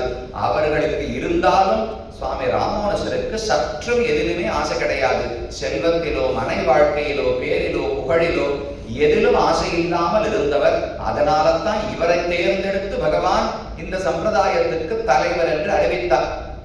அவருக்கு முன்னாடியும் எத்தனையோ ஆச்சாரியர்கள் இருந்தார்கள், அவருக்கு பின்னாடியும் பல ஆச்சாரியர்கள் இருந்தார்கள். ஆனா இந்த சம்பிரதாயத்துக்கே எம்பெருமானார் தரிசனம் என்றுதான் பெயர் வழங்கப்படுகிறது. தரிசனம்னா சித்தாந்தம் அப்படின்னு அர்த்தம். யாருடைய சித்தாந்தம்? என்ன ராமானுஜர் புதுசா கண்டுபிடிச்சாரான்னு? அந்த காலத்துல ரிஷிகள் எழுதி வைத்த சித்தாந்தம், ஆழ்வார்கள் பாடிய சித்தாந்தம். அதுக்கு மேல நாதமுனிகள் ஆள வந்தார், மனமுடிய கொண்டார், மணக்கால் நம்பிகள், பல ஆச்சாரியர்கள் இருந்திருக்கிறார்கள். ஆனா பெயர் ராமானுஜருடைய பெயரால் தான் இந்த சம்பிரதாயம். நீங்க வடக்கு பாரதத்துல கேட்டு பார்த்தீங்கன்னால் திருமணம் பார்த்தாலே ராமானுஜ சம்பிரதாயமான்னு தான் கேட்பாங்க. அவளுக்கு சிட்டாத்வைதமா ஸ்ரீவைஷ்ணவமா அதெல்லாம் தெரியாது. நீங்க என்ன ராமானந்த சம்பிரதாயமா, இல்ல துவைத சம்பிரதாயமா, அத்வைத சம்பிரதாயமா, ராமானுஜ சம்பிரதாயமானு தான் கேட்க தெரியும். ஏன் இவருடைய பெயராலே இப்படி ஒரு பெருமை ஏற்பட்டதென்றால் இவர்தான் இந்த தலைமைக்கு சரியானவர்னு பகவான் தேர்ந்தெடுத்தார். அதற்குத்தான் ராமானுஜர் பிறந்ததே. ஆதிசேஷனை இந்த பூவுலகத்திலே அனுப்பி இவர் மூலம் சிறந்த ஞானத்தையும் பக்தியையும் பரப்ப வேண்டும். சரணாகதி தான் பகவானை அடைவதற்கு சிறந்த வழி என்று காட்ட வேண்டும்னு ஆசைப்பட்டு பகவான் அனுப்பினார். அந்த காரியத்தை தான் ராமானுஜர் செவனே செய்தார். அவர் சந்நியாசம் எடுத்துக் கொள்ளும் போது இப்படி கழுத்தளவு தண்ணீரில் நின்று கொள்ள வேண்டும். எனக்கு எல்லாவற்றையும் விட்டு விட்டேன். இனிமே பணத்தில் ஆசை கிடையாது, பேரில் ஆசை கிடையாது, சொத்தில் ஆசை கிடையாது, குடும்பத்தில் ஆசை கிடையாது என்று வரிசையா சொல்லணும். அதெல்லாம் ராமானுஜர் சன்னியாசம் பண்ணும்போது காஞ்சிபுரத்திலே தான் சன்னியாசம் எடுத்துக் கொள்ளுகிறார். ஒவ்வொன்று விட்டேன் விட்டேன் விட்டேன் விட்டேன்னு சொல்லணும் இல்லையோ. கடைசியில் வரும்போது எல்லாவற்றையும் விட்டு விட்டேன், ஆனா என்னுடைய மருமகனான முதலியாண்டானை தவிர என்று சுவாமி ராமானுஜர் தெரிவிக்கிறார். அவருடைய மருமகன் ஒருவர் முதலியாண்டான், தாசரதின்னு அவருக்கு இயற்பெயர். அவர் ராமானுஜர் கூடவே இருந்தார். அவருடைய சிஷ்யர்களுக்குள்ளே முக்கியமானவர். அவரை தவிர மற்ற அனைவரையும் நான் தியாகம் செய்து விட்டேன்னு ராமானுஜர் சொன்னாராம். இப்படி சுவாமி சன்னியாசினா எல்லாரையும் விட வேண்டாமா? அது என்ன ஒரு உறவினரை மட்டும் விடமாட்டேன்னு ராமானுஜர் சொல்லுகிறாரே என்னால் அவரை உறவினராக ராமானுஜர் பார்க்கவில்லை. எப்பவுமே 2 விதமா பார்க்கலாம். ஒருவர் எனக்கு ரத்தத்தின் மூலம் பந்துவாக இருக்கிறார், உறவினராக இருக்கிறார், அவரிடத்துல எனக்கு ஒரு அன்பு இருக்கிறது, இல்ல அவரோடு சேர்ந்து ஒரு நல்ல காரியம் பண்ணுகிறேன் என்பது ஒரு முறை.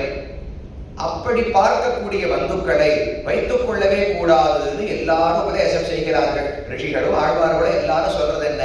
குடும்பத்துல ஆசை வைக்காதே, மடித்தேன் மனை வாழ்க்கையுள் நிற்பதோர் மாயையை. இந்த உறவினர்களோடு பாசம் வைத்து, நாசமான பாசம் வைத்துன்னு சொல்ற.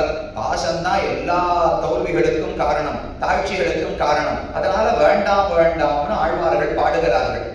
ராமானுஜர் ஏன் உறவினரை விடவில்லைன்னு கேட்டால், தன் உறவினராக ராமானுஜர் பார்க்கவில்லை, பகவானுடைய பக்தர்களுக்குள் மிகச் சிறந்த ஒருவராக பார்த்தார். அப்படி ஒரு பக்தன் இருந்தால் அவர் எனக்கு உறவினராக இருக்கணுமேனு தாராளமா ஆசைப்படலாமா. ஆண்டாள் திருப்பாவை எல்லாருக்கும் தெரியுமா? 6வது பாசுரத்திலிருந்து 15வது பாசுரம் வரை 10 பெண் பிள்ளைகளை எழுப்புகிறார். நீங்களும் வாங்கோ, நீங்களும் வாங்கோ, கண்ணனை போய் சேவிக்கலாம், அவருக்கு கைங்கரியம் செய்யலாம். பிள்ளாய், பெய்ப்பண்ணே, கோதுகலமுடைய பாவாய், மாமான் மகளே, கோவலர்தம் பொற்கொடியே என்று ஒவ்வொருத்தியாக கூப்பிடுறார். அதில் 9வது பாசுரத்தில் மாமான் மகளே என்று ஒரு பெண்ணை பார்த்து சொல்லுகிறார். ஆண்டாள் பிறந்தது பிராமண குலத்திலே, ஸ்ரீவில்லிபுத்தூரிலே. அவள் பாடிக்கொண்டிருப்பது கோகுலத்தில் இருக்கக்கூடிய ஒரு இடைப்பெண் கோபிகையை பற்றி. இப்படி மாமான் மகளேன்னு சொல்ல முடியும்? இவருக்கு மாமா பொண்ணாவா இருக்க போறாங்க, எப்படி மாமான் மகளேன்னு பாடலாம்? முதல்ல அப்படி ஒரு உடல் ரீதியான ரத்த ரீதியான பந்தத்தை ஆசைப்படலாமா? பக்தர்கள்னு சொன்னால் எல்லாரும் ஆத்மா அளவில் உறவினர்களாக இருக்க வேண்டும். நான் ஒரு பக்தன், இவர் ஒரு பக்தர், அவர் ஒரு பக்தர்னால் எல்லாரும் சேர்ந்து பகவானுக்கு கைங்கரியம் பண்ணணும். அப்ப அந்த கைங்கரியம் என்கிற ஒரு இலக்குக்காக எல்லாரும் ஒன்று சேர்ந்தால் அது ஒரு குடும்பத்தை போல இயங்கினோம்னால் அதுக்கு ஆத்ம பந்துன்னு பெயர். தேக பந்து அல்ல. தேகத்தின் வழியாக ரத்த சம்பந்தத்தால் ஒருவர் உறவினராக இருந்தால் தேக பந்துன்னு பெயர். அந்த பந்துத்துவத்தை யாரும் பெருசா புகழ்வதே கிடையாது. அப்படி இருக்கிறவர்கள் எல்லாம் நம்மை வீழ்த்தி விடுவார்கள்னு சொல்றான். ஆனா ஆண்டாள் இந்த பாசுரத்தில் மாமான் மகளேன்னு பிரார்த்திக்கிறாள். என்னால் ஆண்டாளுக்கு ஒரு ஆசையம், கோகுலத்துல ஒவ்வொரு கோபிகையும் எப்படி பக்தியோடு கண்ணனிடத்துல இருக்கிறார்கள், அந்த கோபிகை உள்ள யாரோ ஒருத்தர் எனக்கு உறவினராக இருக்க வேண்டும்னு ஆண்டாளுக்கு ஆசை. நம்மளாம் ஆசைப்பட மாட்டோமா? இங்க இருந்து பம்பாயில இருந்து கிளம்பி ஸ்ரீரங்கம் சேவிக்கணும்னு போறோம். போனா முதல்ல கேள்வி என்ன? எங்க தங்குறது, எங்க சாப்பிடுறது, இதுதானே கேள்வி வரும். நமக்கு ஒரு உறவினர் ஸ்ரீரங்கத்துல இருக்காருன்னு வச்சுக்கோம், சந்தேகமே வேண்டாம 10 நாள் உற்சவத்தை சேவிக்க போனாலும் நேர ஒரு தொலைபேசியில் அழைத்து நான் வரேன்னு சொல்லிட்டால் இடம் தயார், சாப்பாடு தயார்.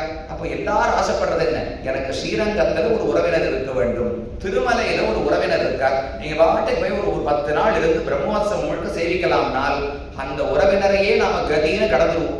அப்படி உறவினர் ஒரு திவ்யதேசத்தில் இருக்காருன்னா ஒரு ஆனந்தம் தானே. அப்ப பக்தனை உறவினனாக பார்ப்பதில் தப்பே கிடையாது. அதை பெரியோர்களே ஆசைப்பட்டிருக்கிறார்கள். ஏன்? அதுல என்ன பெருமை இருக்குன்னால் ஆத்மா அளவில் ஒருவரோடு தொடர்பு ஏற்படுகிறது, ஒரு நட்பு இருக்கிறது, குடும்பத்தன்மை இருக்கிறதுனா சரி, ரொம்ப கொண்டாட தகுந்தது. ஆனால் அவரோடு நமக்கு ரத்த சம்பந்தமும் ஒன்று இருந்தது என்றால் அப்ப இன்னும் உயர்வாக பார்க்கப்படுகிறது. இந்த முதலியாண்டான்னு சொன்னேனே, அவரை போல கூறத்தாழ்வான ராமானுஜருக்கு இன்னொரு சிஷ்யர் உண்டு. இவர்கள் 2 பேரும் தான் முதன்மையான சிஷ்யர்கள். நீங்க எங்க ராமானுஜ சன்னதிக்கு போய் பார்த்தாலும் 2 பக்கம் பகவானை சேவிக்க போனா ஜெய விஜயர்கள் 2 பக்கம் இருப்பாளோ இல்லையோ, அதை போல ராமானுஜர் சன்னதிக்கு போனா இந்த பக்கம் கூறத்தாழ்வான், இந்த பக்கம் முதலியாண்டான். அவர்கள் இருவரும் தான் சித்திர வடிவத்திலோ சிற்ப வடிவத்திலோ இருப்பார்கள். அவருடைய தண்டமும் பவித்திரமும்னு சொல்லுவார்கள். ஒரு சன்னியாசினால் கையில பவித்திரம் எப்போதும் அணிந்திருக்க வேண்டும், திருதண்டம் அணிந்திருக்க வேண்டும். அந்த 2மாகத்தான் கூறத்தாழ்வான முதலியாண்டான இருந்தார்களாம். அந்த முதலியாண்டான பார்த்து கூறத்தாழ்வான் எப்போதும் வருத்தப்பட்டு சொல்லுவாராம், நாம 2 பேரும் ராமானுஜருடைய சிஷ்யர்கள் தான், 2 பேருக்கும் சமமான அனுகிரகத்தை பண்ணியிருக்கார். ஆனா என்னதான் இருந்தாலும் அவருக்கு மருமான் என்கிற பெருமை முதலியாண்டானுக்கு தான் உண்டு, எனக்கு அந்த பெருமை இல்லையேன்னு ரொம்ப வருத்தப்படுவார். இப்படி ஒரு பந்து வேண்டும். ராமானுஜருக்கும் எனக்கும் ஒரு ரத்த சம்பந்தம் இருக்கணும்னு ஆசைப்பட்டால் அதுல எந்த தவறுமே கிடையாது. அப்ப முதல்ல எனக்கு உறவினர்னு பார்த்து அதனால அவரோடு நான் சேர்ந்து பழகணும், நல்லவனா இருக்கணும்னு நினைச்சால் அது நம்மை சம்சாரத்தில் ஆழ்த்திவிடும். ஒரு நல்ல பக்தனாக இருக்கிறார், அவரோடு எனக்கு ஒரு தொடர்பு வேண்டும்னு ஆசைப்பட்டால் அதுல எந்த தவறுமே கிடையாது. அப்ப அந்த தாசரதி முதலியாண்டானை பக்தராக பார்த்து தாசரதியை தவிர மற்ற அனைவரையும் நான் தியாகம் செய்தேன் என்று சந்நியாசம் ஏற்றுக்கொள்ளும் போது சொன்னாராம். அதற்கு பிறகு வேறு எதையுமே ஆசைப்பட்டதே கிடையாது. அவருடைய தனியன் சொல்லுகிறோம், யோ நித்யம் அச்சுத பதாம்புஜ யுக்ம ருக்ம வியாமோகதா ததிதராணி திருநாயமேனே அஸ்மத் குரோஹோ பகவதோஸ்ய தைக சிந்தோஹோ ராமானுஜஸ்ய சரணம் சரணம் பிரபத்யே. ராமானுஜருடைய 2 திருவடிகளையும் நான் சரணமாக புகழாக பற்றுகிறேன் என்று இந்த ஸ்லோகம் சொல்றது. அந்த ராமானுஜர் எப்படி இருந்தார்னால் நித்தியம் எப்போதும் அச்சுத பதாம்புஜ யுக்ம ருக்மம். ருக்மம்னா தங்கம்னு அர்த்தம். தங்கத்தின் இடத்துல ரொம்ப வியாமோகம், காதல் உண்டா ராமானுஜருக்கு.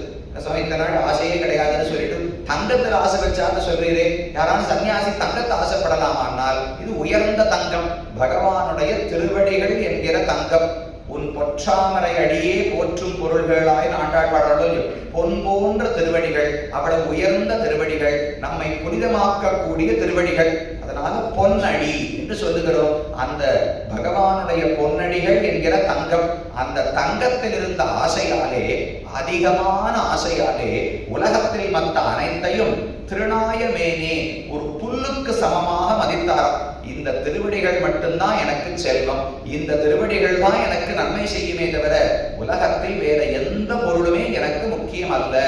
நமக்கு வேற பொருள் சொல்றேன், ஒரு கல்லை வச்சிருக்கா, பார்த்தோடனே அது கல்லுன்னு பார்ப்போம். அடுத்து ஒரு மரக்கட்டை வச்சிருந்தா பார்த்தா மரக்கட்டைன்னு பார்ப்போம். அடுத்து 1 கிலோ தங்கம் வச்சிருந்தான்னு சொல்லுவோம், இப்படி கண்ணு விரிஞ்சிருக்கும். 1 கிலோ தங்கமா அப்படின்னு கண்ணு விரிகிறதோ இல்லையோ, விரிந்தால் இன்னும் வைராக்கியம் வரலன்னு அர்த்தம். உலகப் பொருட்கள் எதனாலும் ஆத்மாவுக்கு எந்த முன்னேற்றமும் ஏற்படாது. யுக்த இத்யுக்த உச்சதே யோகி சமலோஷ்டாஸ்ம காஞ்சனான்னு கண்ண சொல்றார். லோஷ்டம், அஸ்ம, காஞ்சனம், கல்லு, மரம், தங்கம் மூன்றையும் சமமாக பார்க்க தெரிஞ்சுக்கணுமா. கல்லு, அதனால எனக்கு என்ன பயன், தங்கம் அதனால எனக்கு என்ன பயன்னு சமமாக பார்க்க வேண்டும் தெரிவிக்கிறார். தங்கம் என்ற உடனே அதுக்கு எதுவும் ஒரு உயர்வு படக்கூடாது. ஏன் தங்கத்தினால் என்ன வந்தது, தங்கத்தினால சங்கிலி ஆபரணம் எல்லாம் பண்ணி போட்டுக்கலாம், அதனால உடலுக்குத்தான் அழகு செய்யணும்னு நினைச்சுட்டு இருக்கும். அதெல்லாம் ஒன்றும் சேரது கிடையாது, என்ன இருக்கோ அவ்வளவுதான் அழகு இருக்க போறது. நாம பண்ணி போட்டுக்கிறோம், சதோ இருக்கு. பணங்காசு ஒரு தங்கமா வச்சிருக்கோம்னு வச்சுக்கோங்க. அந்த தங்கத்தை உடலுக்கு செய்து போட்டதுனால என்ன பெருமை உண்டோ இல்லையோ, ஆத்மாவுக்கு தங்கத்தால எந்த பெருமையும் கிடையாது. அதே போல நண்பன் பகைவன் வேறுபடுத்தி பார்க்க கூடாது. நண்பனாலே எனக்கு நன்மை, பகைவனாலே எனக்கு பாதிப்பு. நான் என்ன பாதிப்பு, உடம்பத்தானே பாதிக்க போறார் பகைவன். ஆத்மாவை கொண்டுடுவாரா, ஆத்மா வைகுந்தத்துக்கு போக முடியாம தடுத்துடுவாரா, கால பிடிச்சது ஒண்ணும் பண்ண முடியாது.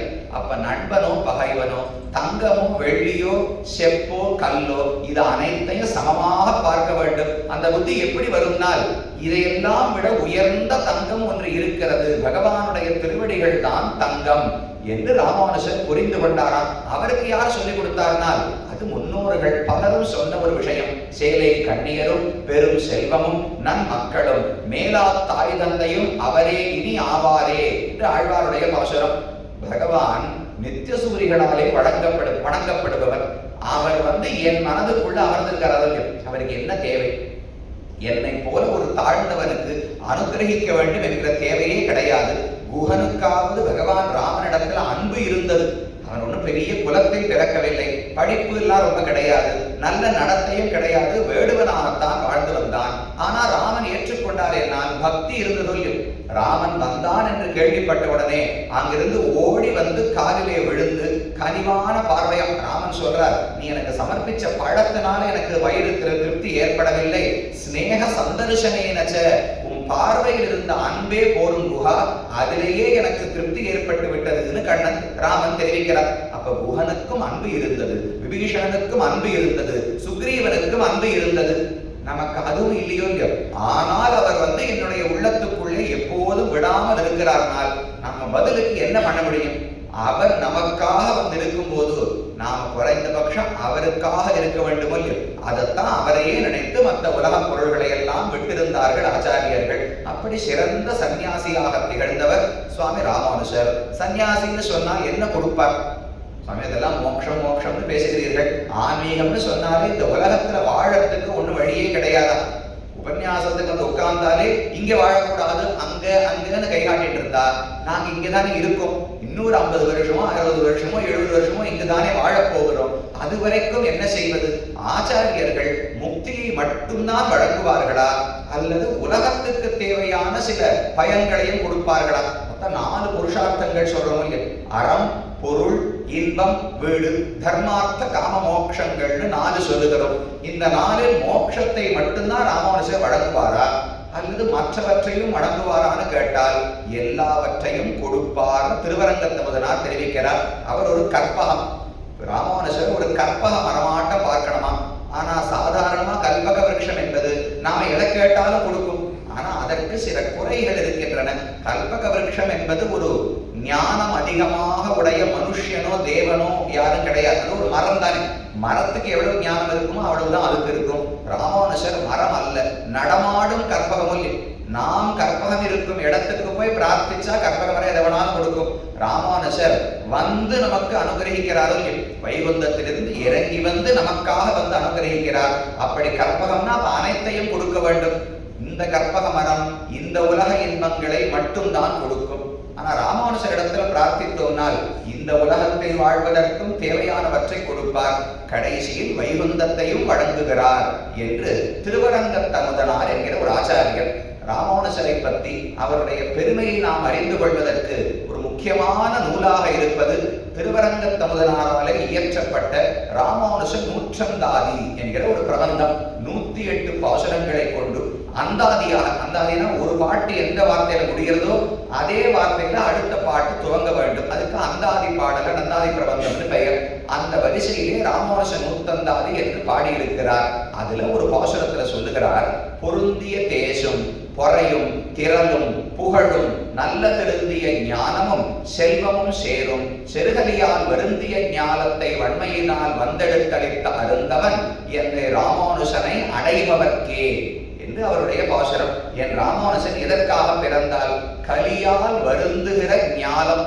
இந்த ஞானத்தில் சம்சாரத்தில் கலி புருஷனுடைய பாதிப்பு ரொம்ப அதிகமாகிவிட்டது. அந்த கலியாலே பாதிக்கப்பட்ட மக்களுக்கு இருக்கும் அறிவின்மையை போக்க வேண்டும், அவர்களுக்கு நல்லதை வழங்க வேண்டும். வருந்திய ஞானத்தை வன்மையினால் வந்து எடுத்து அழித்த அருந்தவன் தான் அங்கிருந்து இறங்கி வந்து இந்த ஞானத்தை அழித்தார், காப்பாற்றி கொடுத்தாரோ. அந்த ராமானுஜரை நாம் தொழுதோம் என்றால் என்னென்ன கிடைக்கும்னு சொல்லுகிறார். பொருந்திய தேசும், பொருந்தியன்னு சொன்னால் இந்த ஆத்மாவுக்கு என்ன பெருமையோ அதற்கு தகுந்த ஒரு மதிப்பு உயர்வு கிடைக்கணுமோ இல்லையோ. ஏன் அது நாங்கள்லாம் தான் ரொம்ப மதிக்கிறோம், ஆத்மாவை நாங்க மதிக்கலையானால் நாம் ஆத்மா யார் என்றே புரிந்து கொள்ளவில்லை. உடல் தான் நான் என்கிற எண்ணத்துல நாம் இருக்கோம். அப்ப மதிப்பு குறைச்சலா தான் இருக்கும். இப்ப நான் இருக்க போறது ஒரு பதவியில ஒரு 30 வருஷத்துக்கு தான் இருக்க போறேன்னு சொல்லுவோம், இல்ல ஒரு மாசத்துக்கு எனக்கு ஒரு பதவி கிடைச்சிருக்குன்னு சொல்லுவோம். அப்ப தொழிலாளிகள் எல்லாம் என்ன ரொம்ப மதிப்பாளாங்க. அதுவே நான் தான் அடுத்த 40 வருஷத்துக்கு நிறுவனத்துக்கு தலைவராக இருக்க போறேன்னால் எல்லாரும் ரொம்ப மதிப்பாடும். அப்ப எவ்வளவு நேரத்துக்கு ஒருத்தர் இருக்கார், அவர் பெருமைகள் என்ன, இதெல்லாம் பொறுத்துத்தான் ஒருத்தருக்கு மதிப்பு கிடைக்கும். நாம உலகத்தில் என்ன நினைச்சிட்டு இருக்கோம், உடலே தான் நான், நான் உயரமானவன், நான் குள்ளமானவன், நான் ஆண், நான் பெண், இப்படிதானே பேசிட்டு இருக்கோம். அப்ப ஆண் பெண் உயரம் குள்ளம் கருப்பு சிவப்பு எல்லா தன்மைகளும் என்னுடைய தன்மைகள் நாம நினைச்சிட்டு இருக்கோம். அப்ப என்ன, உடல் தான் நான் என்கிற எண்ணத்திலே நாம் பொதுவாக உலகத்தில் இருக்கிறோம். அப்படின்னா இந்த எனக்கு பெருசா மதிப்பே வராது. நான் எனக்கோ ஒரு நாள் உண்டாயிருக்கேன், இன்னொரு 50 வருஷம் போனா நானே இல்லாமல், உடல் அழிந்தது என்றால் நானே இல்லை என்று தானே நாம் நினைத்துக் கொண்டிருக்கிறோம். அப்போ எனக்கு மதிப்பு ரொம்ப குறைச்சல். எனக்கு இயற்கையா பெருசா ஞானம் என்பதெல்லாம் கிடையாது. விஞ்ஞானத்தில் என்ன சொல்றா, ஏதோ அந்த அணுக்கள் எல்லாம் சேரும் போது எப்படியோ ஞானம் ஏற்பட்டு விட்டது.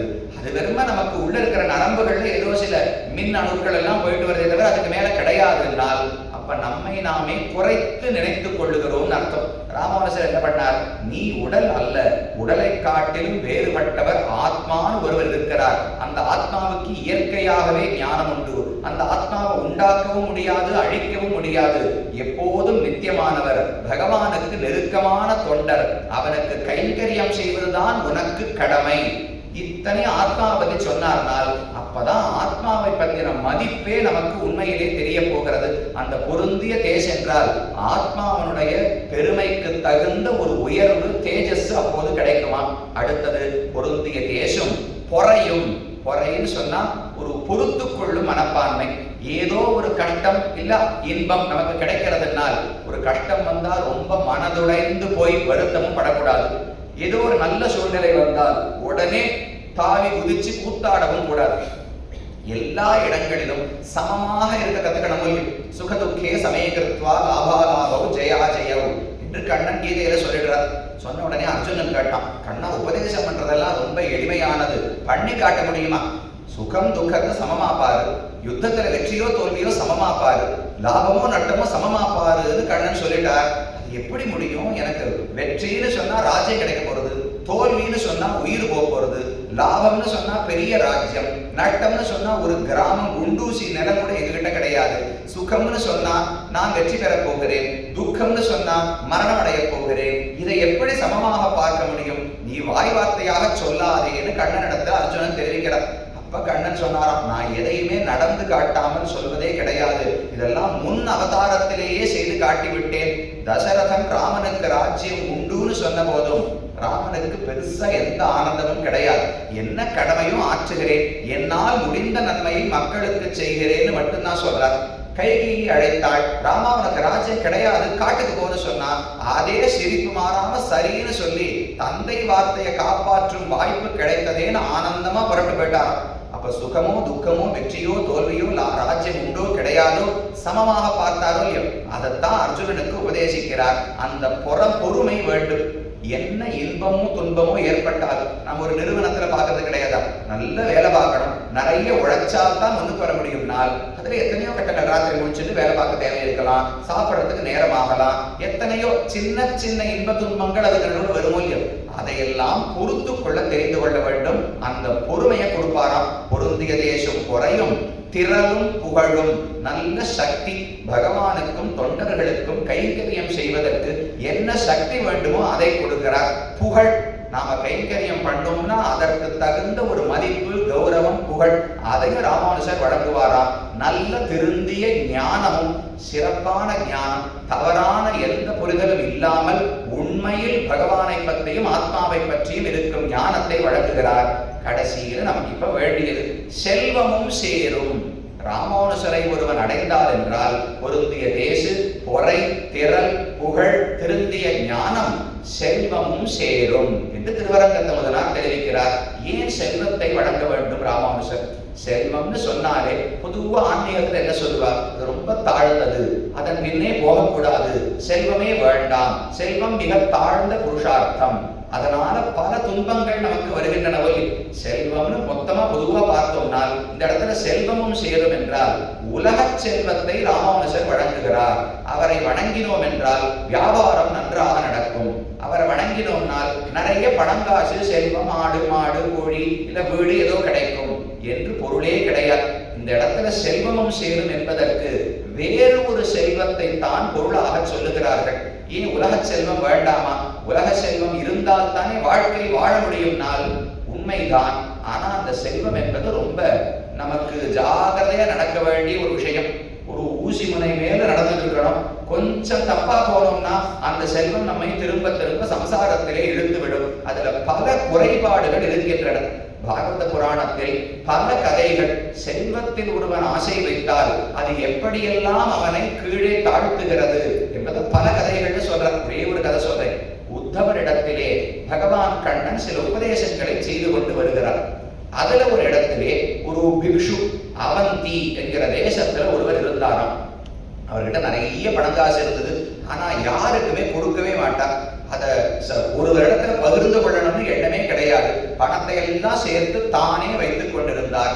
காலம் போக போக அவருடைய மனைவி மக்களுக்கே அவரை பிடிக்காமல் போய்விட்டது. இவர் எதுக்குமே செலவு பண்ணக்கூடாதுன்னு சொல்றார். நம்முடைய இன்பத்துக்கும் பயன்படவில்லை இந்த செல்வம், அதனால அவரை வைவார்களாம், மதிக்க மாட்டார்கள். காலப்போக்கில் மெதுவா பிள்ளைகள் எல்லாம் கொஞ்சம் செல்வத்தை பிடிக்கிட்டு போனா, உற்றார் உறவினர்கள் எல்லாம் மற்ற செல்வத்தை வாங்கிட்டு போனா, இதை போல செல்வம் அனைத்தையும் இழந்து விட்டு ஒரு நாள் ஒண்ணும் இல்லாமல் தரித்திரனாக இருந்து கொண்டிருந்தார்.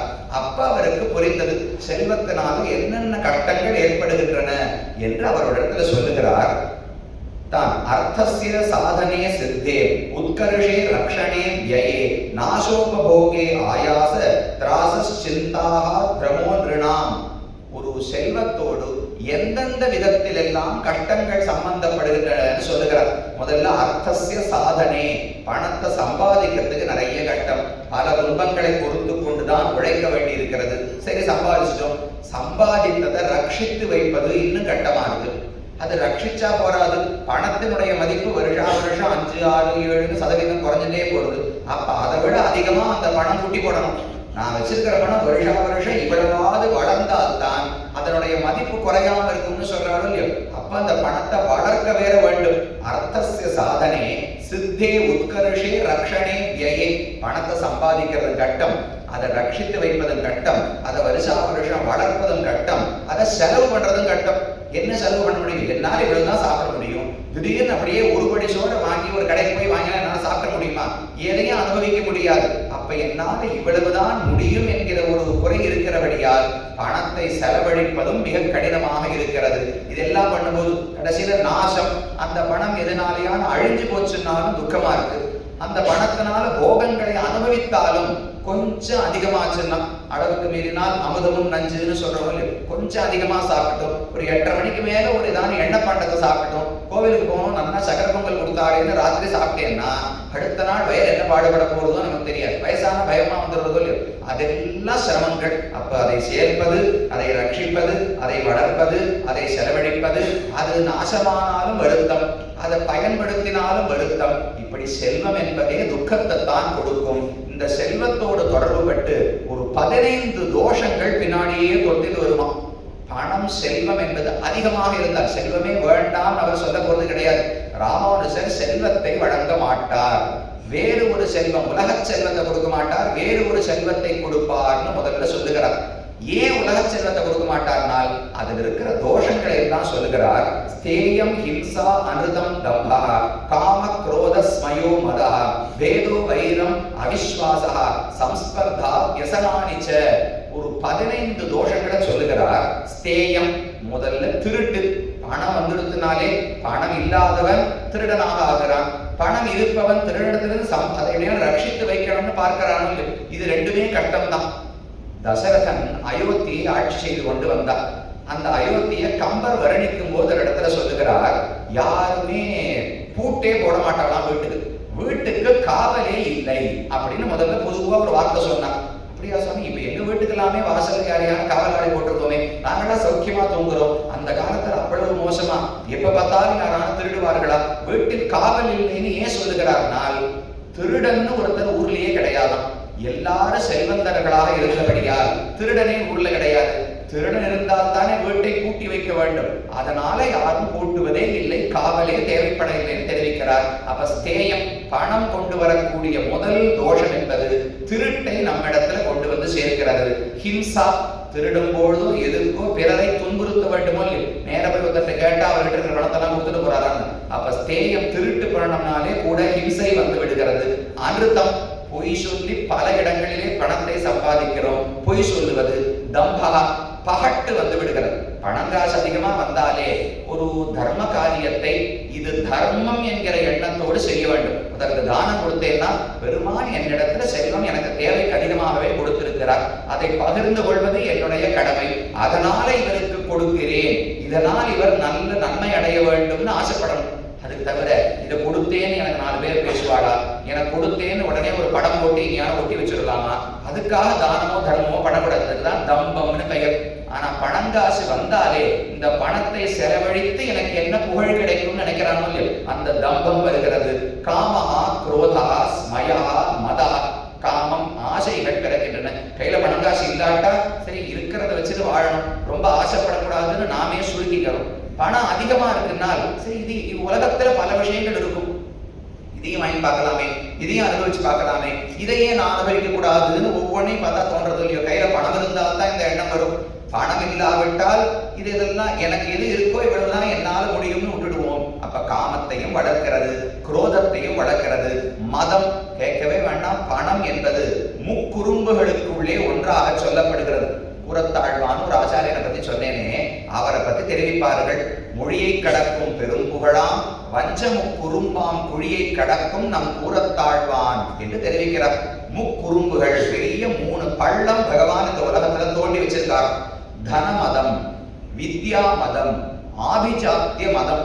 செல்வம் எனக்கு நிறைய இருக்குன்னு ஒரு கர்வம் வரும் இல்லையா, நிறைய படிச்சிருக்கேன்னு ஒரு கர்வம் வரும். 3வது, உயர்ந்த குலத்திலே பிறந்திருக்கிறேன்னு கர்வம் வரும். இது 3 தான் 3 பள்ளமா. இது 3இல் எதில் ஒன்றில் ஒருவன் சிக்கினாலும் அதிலிருந்து மீண்டு வருவது என்பது ரொம்ப கஷ்டம். கூறத்தாழ்வானுக்கு இந்த 3மே உண்டு. பெரிய குலத்திலே பிறந்திருந்தார், நிறைய படித்திருந்தார். ராமானுஜரை விட ரொம்ப புத்தி கூர்மை உண்டு. ராமானுஜருக்கு ஒரு புத்தகத்தை கொடுத்தா படிக்கிறதுக்கு 10 நாள் ஆகும்னா ஒரே நாள்ல கூறத்தாழ்வான் படிச்சு முடிச்சுருவார். அது எப்பேற்பட்ட புத்தகமாக இருந்தாலும் சரி. அப்ப ஞானமும் அதிகம், செல்வம் ரொம்ப அதிகம். அவருடைய ஊர் கூற கூரம் என்று காஞ்சிபுரத்துக்கு வெளியிலே அருகிலே உள்ளது. அந்த கூரத்தில் ராத்திரி வரைக்கும் அன்னதானம் பண்ணிட்டே இருப்பாளாம். ராத்திரி 9-10 மணிக்கு எல்லா காரியமும் முடிஞ்ச உடனே கதவை அடைச்சு சாத்துவாளாம். சாத்தச்சு அதுல மணிகள் எல்லாம் தொங்கிட்டு இருக்கும் இல்லையோ, அந்த கதவை சாத்தும் போது மணிகள் ஆடிய ஓசை கூரத்திலிருந்து காஞ்சிபுரத்துல தேவப்பெருமாள் காதல வந்து விழுமா. ஓஹோ, இன்னைக்கு அன்னதானத்தை முடிச்சுட்டாருன்னு தேவப்பெருமாள் தெரிஞ்சுக்கலாம். அப்ப மணி எவ்வளவு பெருசு இருக்கணும், அதுல கதவை எவ்வளவு பெருசு இருக்கணும், வீடு எவ்வளவு பெருசு இருந்திருக்கணும். அப்ப மூன்றுமே அவனுக்கு இருந்தன. ஆனா வஞ்சம் குறும்பாம், வஞ்சமான நம்மை ஏமாற்றக்கூடிய இந்த 3 குறும்புகளையும் அறுத்தவர் தாண்டினவர் கூறத்தாழ்வான். அந்த முக்குறும்புகளுக்குள்ள ஒண்ணு தனமதம். இந்திரனுக்கே பல இடங்களில் தனக்கு செல்வம் இருக்கு என்கிற மதம் உண்டு. கண்ணனிடத்தில் அபச்சாரப்பட்டு இவர் கோவர்தனத்தை தூக்கி ரட்சித்தார்கள். தனக்கு சோறு கிடைக்கவில்லைன்னு கண்ணனிடத்திலே அபச்சாரம். இது போல பல இடங்களில் செல்வ செருக்கு என்பது அபச்சாரத்துக்கு கொண்டு போய் விடுகிறது. ஒரு கம்சனுக்கோ ராவணனுக்கோ ஹிரண்யகசிபுக்கோ எல்லாருக்கும் இதேதான் பொது. அவர்களிடத்துல பணம் இருக்கு, பலம் இருக்கு, வரம் இருக்கிறது. இதை நம்பித்தானே பகவானை எதிர்த்தார்கள். அந்த மதத்துக்கும் காரணமாகிறது. பேதா வைரம் அவிஸ்வாசா. பேதகான ஒரு சின்ன மனஸ்தாபம், வைரம்னா பெரிய பகை. எல்லாத்துக்கும் பணம் தான் காரணம். பணம் இருந்தா 2 பேருக்கு எப்படி அதை பயன்படுத்தலாம்னு மனஸ்தாபம் வருது. அதுவே வளர்ந்து போனா சண்டையாக போய் முடிந்து விடுகிறது. அவிஸ்வாசா, ஒருவருக்கொருவர் நம்பிக்கை இல்லாத தன்மை ஏற்பட்டு விடுகிறது. இந்த பணத்தை இவர் எப்படி சேமிப்பாரோ, எப்படி சம்பாதிப்பாரோ, எப்படி செலவழிப்பாரோ இன்னொருத்தருக்கு விசுவாசம் கிடையாது. குடும்பத்துக்குள்ளேயே விசுவாசம் இருப்பது கிடையாது. கணவன் சம்பாதிக்கிறத அவர் தனியா வச்சிருக்கார், மனைவி சம்பாதிக்கிறத அவ தனியா வச்சிருக்கார். நான் என் செலவுகள்லாம் பார்த்துக்கிறேன், நீ உன் செலவுகள்லாம் பார்த்துக்கொண்டால் அந்த போன பணத்தை சம்பாதிக்கிறது சேர்த்து சகாபம் சொல்லணும் இல்லை. தர்மசாஸ்திரங்கள்ட்ட சொல்றது பாணி கிரகணாத்து சகத்வம் கர்மசு ததா புண்ணிய பலியேஷு ஸ்மிருதி வாக்கியம்.